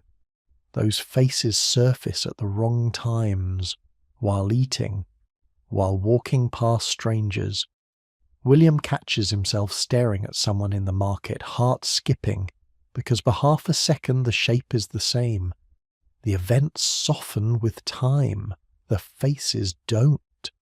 They follow you more closely than the noise ever did. And you realize that what haunts you most isn't what happened, it's who was there. The struggle to reintegrate into farm or craft work after fighting work waits, but it feels unfamiliar. William takes up a tool he's held since boyhood. The weight surprises him. Not heavy. Wrong. You try to fall back into rhythm. Plough. Lift. Turn. Your body hesitates where it never did before. Hands shake at the start of simple motions. Your eyes keep lifting, checking space that doesn't matter here. There is no line to hold. William works slower now. Not lazy. Careful. Mistakes pile up. Rows crooked. Cuts in the wrong place. People say it will come back with time. You nod, hoping they're right. But the field feels too open. The forge too loud. Every task leaves room for thought. And thought pulls you away. William realizes fighting trained him for urgency. not patience. For reaction, not repetition. The work is the same, he isn't. And learning that takes longer than the battle ever did. How faith was shaken or hardened by what men witnessed. Faith doesn't disappear, it bends. William stands in the chapel and feels nothing where something used to be. The prayers sound the same, they land differently. You remember asking for protection before the march. You remember who didn't come back. Some men pray harder now, fists clenched, voices low and urgent. Others stop entirely. They look at the walls and see silence instead of comfort. William lights a candle and watches it shake. A small flame fighting air it can't see. You wonder where meaning went when the field filled, then wonder whether the question itself still has any use. Belief does not vanish gently. It narrows, hardens, or fractures outright. Sometimes it breaks and remains broken. William steps outside, waits for something, anything, to follow him, and feels only the quiet remain unchanged. The quiet dread soldiers felt when marching toward another battle. The dread isn't loud. It walks with them. William marches again, pack rubbing the same sore places. The road looks ordinary. That makes it worse. You feel the silence between steps. Too much space for remembering. No one jokes. No one asks where this one will be. William keeps his eyes on boots ahead. Leather creaks. Breath sinks. Each mile tightens the chest more. You don't imagine victory now. You imagine the moment before contact. The line forming. The weight returning. William swallows and tastes dust. The road bends. A banner appears in the distance. His hands half close without meaning to. He keeps walking, carrying tomorrow like a bruise. Cold spreads along his spine. How repeated exposure to violence shortened lifespans. Years don't stack the same anymore. William notices men aging fast. Hair thins, hands stiffen. You see it in faces lined too early, in coughs that linger, in wounds that never truly close. Violence keeps the body alert until it wears out. Hearts pound too often. Sleep stays shallow. William watches strong men slow, then stop. Fever takes some, falls take others. You realize survival steals from the future. Each fight borrows time and doesn't return it. The body pays interest, in breath, in blood, in nights without rest. William feels it in himself. Shorter patience, shorter wind, road shortens. The physical toll of carrying scars that never fully healed. The scars itch when the weather turns. William feels them before rain. Skin pulls tight where it shouldn't. Numb patches sit beside sharp ones. You rub at them without thinking. The relief never comes. Some scars ache deep under bone. Others burn at night. Small fires. William moves differently to avoid them. Angles change. Steps shorten. Cloth catches raise tissue and stings. Cold makes everything louder. You learn your limits by pain. Reach too far. Lift too fast. The wound's closed. Healing stopped early. Scars keep negotiating every day. They don't let you forget. They don't let you finish. Always. How men coped with permanent pain without relief. Pain becomes background. William wakes with it already there. Not sharp, constant. You stop asking when it will ease. That question wastes energy. Some men bite leather. Some drink when they can. Most just endure.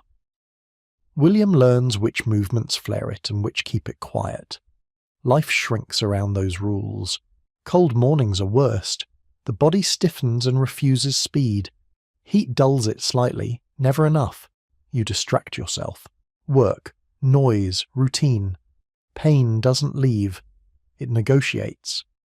William realizes relief isn't the goal anymore. Management is. He measures days by tolerance, not comfort, by how much he can do before the pain speaks louder. And when it does, he listens, because fighting it only makes it stay longer. The emotional distance that grew between veterans and civilians, the distance isn't argued, it appears. William sits among people who stayed. Their worries sound smaller now. Not wrong, just distant. You nod at complaints about weather, prices, neighbours. Your mind drifts elsewhere without asking permission. They notice it in pauses, in how you listen without leaning in how your eyes move past the room. William tries to explain once and stops halfway. The words don't cross the space between you. Civilians speak in plans, veterans speak in contingencies.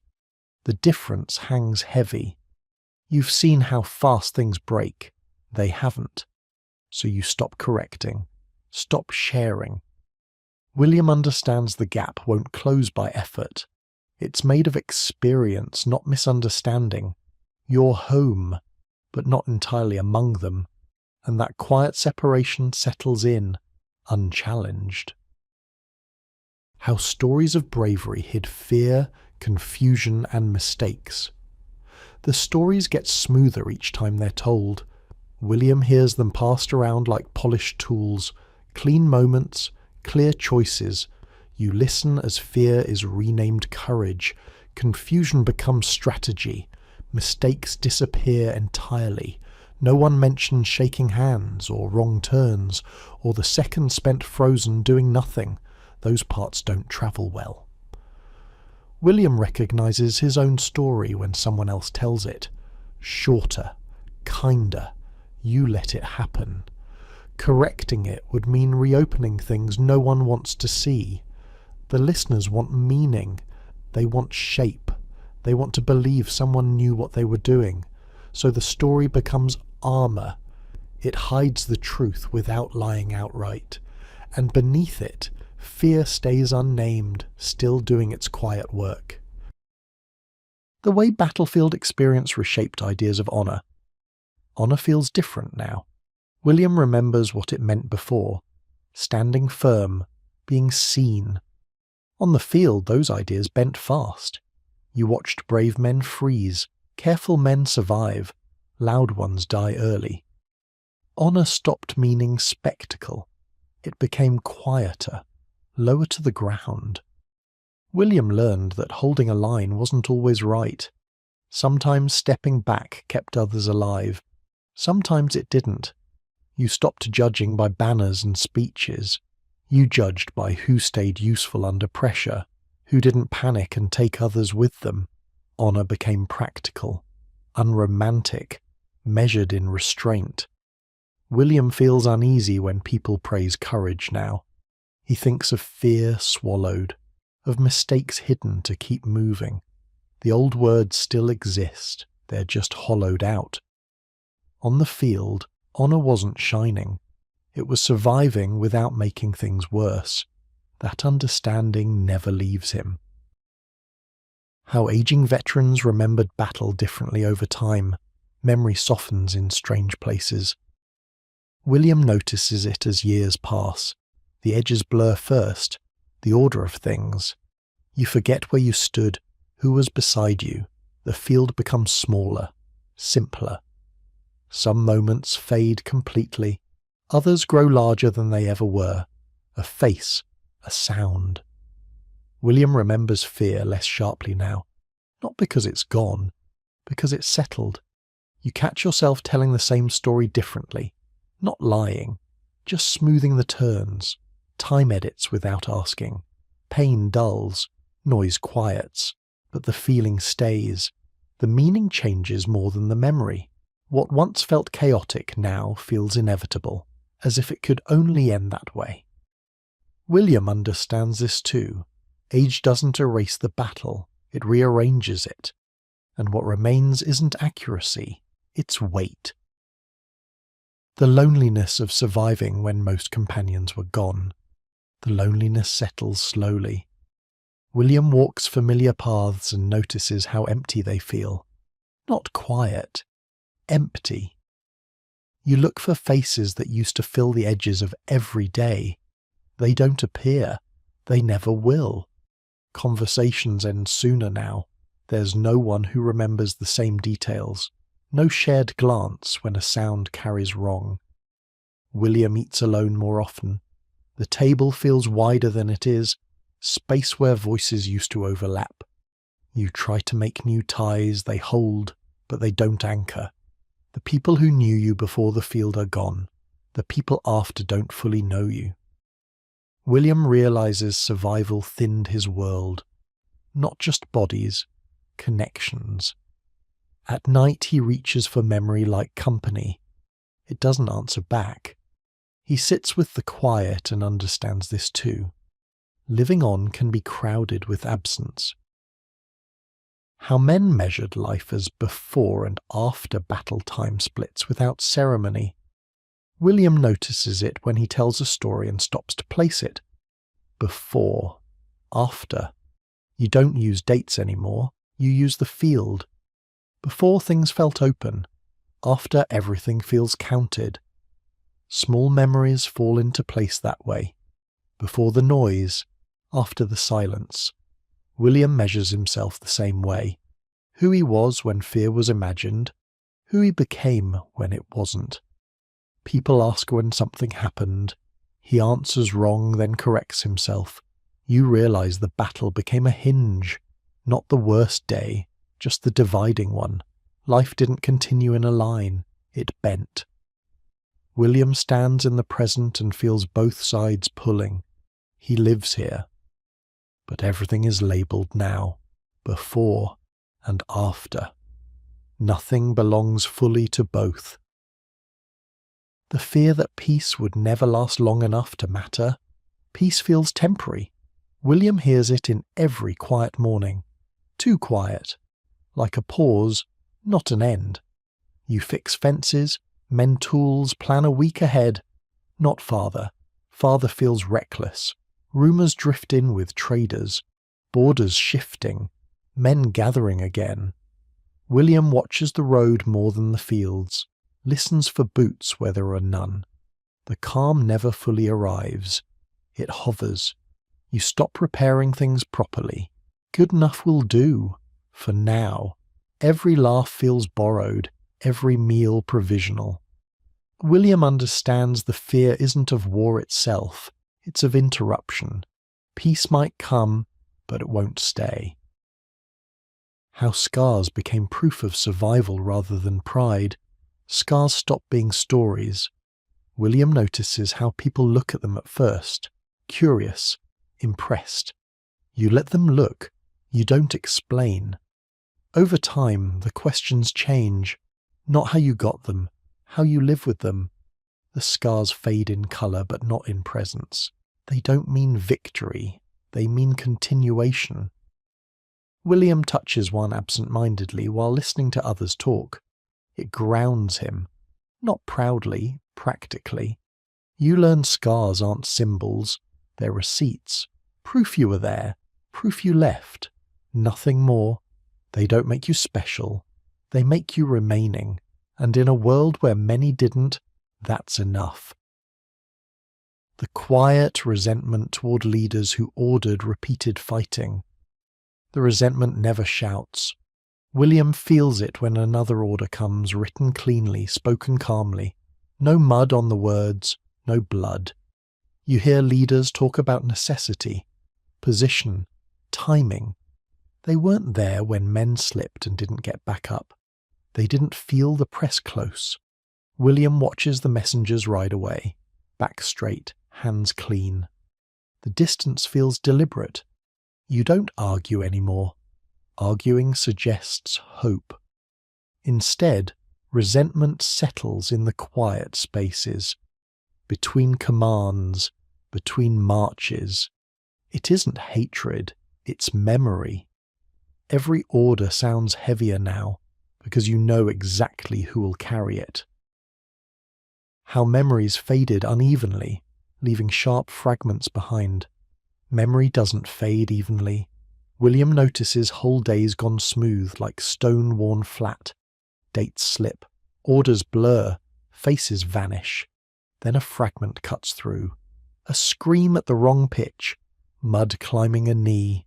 The click before impact. You can't choose what stays. The mind keeps splinters, not timelines. William reaches for context and finds none. Only sharp pieces that return without warning, while eating, while waiting. Some nights feel blank and safe. Others ignite with a single image. He understands forgetting isn't mercy, it's selective survival. What remains isn't the story, it's the edge, and the edge knows. The struggle to feel normal joy after witnessing mass death, joy comes then stalls. William laughs at a wedding and feels it stop halfway like breath caught. You smile when others do, matching shape, not feeling. Colour looks right. Sound arrives. Something inside doesn't lift. A child runs past and the motion pulls a memory with it. Body's moving wrong. You clamp it down and clap anyway. William notices joy now needs permission. It asks first. Moments end early.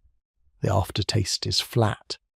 You're grateful for warmth, for food, for faces still here. Gratitude isn't joy. It's caution dressed kindly.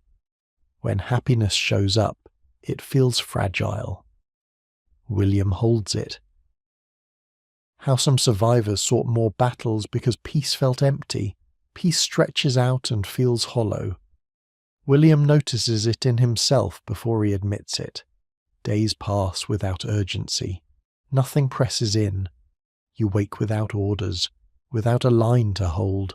The quiet leaves too much room. Some men start talking about the next campaign, not bravado, restlessness. They miss the clarity, the way fear narrowed choices, the way the world made sense when survival was the only task. William listens and understands the pull. Battle filled the emptiness with noise, with purpose, even with terror. Peace asks you to sit with yourself. You watch men volunteer again with healed scars and unhealed minds. They say it's for coin or honour, but it's the emptiness they're answering. William feels it too. The strange ache when nothing demands him. The urge to step back into danger just to feel weight again. He doesn't move, but he understands why others do. For some, peace isn't relief, it's a void.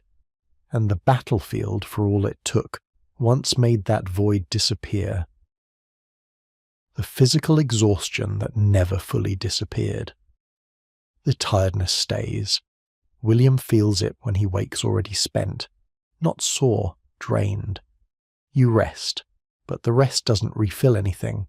Sleep ends, and the weight is still there. Simple tasks pull more from him than they should.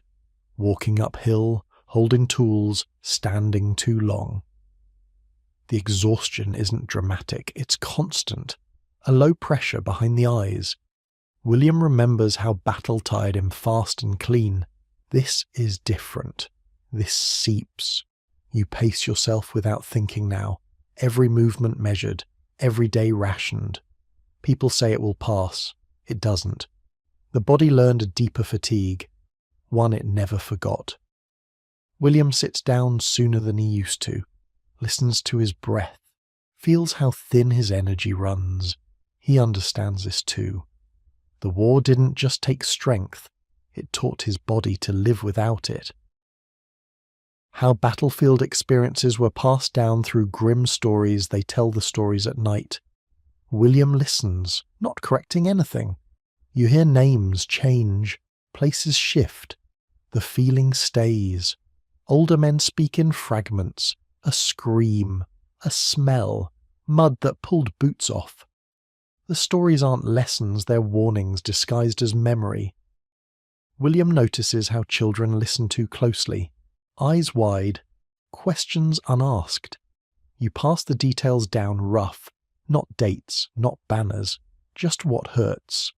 Someone laughs at the wrong moment. No one stops them. The stories grow darker with retelling. Shorter, heavier. William understands why. Polish would make them easier. Truth makes them stick. It lingers on. The realization that survival is often random, not earned. It settles quietly. William thinks of the men who trained harder, stood firmer, prayed louder. They're gone. You replay moments and can't find skill deciding them. A step left, a slip, a blade turned by chance. Survival stops feeling deserved. It feels borrowed. William remembers doing nothing different than the man beside him. One lived, one didn't. You feel relief sour into something colder, gratitude with edges, stories about courage thin out. Luck fills the space. William understands the field wasn't fair or judging, it was busy. Breathing continues because it did, not because it should have. It sticks there. How medieval battles left lasting damage long after weapons were put down. The weapons are gone, the field is quiet, but the damage keeps moving. William feels it in the way his shoulders stay raised, even at rest, in how silence never feels empty. You carry it into harvests, into beds, into arguments that start too fast. The war learned your shape, bones healed wrong, thoughts loop, trust thins. The battle didn't end, it spread out. Years later, a dropped tool still makes him flinch. A crowd still tightens his chest. You don't return whole, you return altered. William stands at dusk, hands idle. The field is gone. It isn't finished.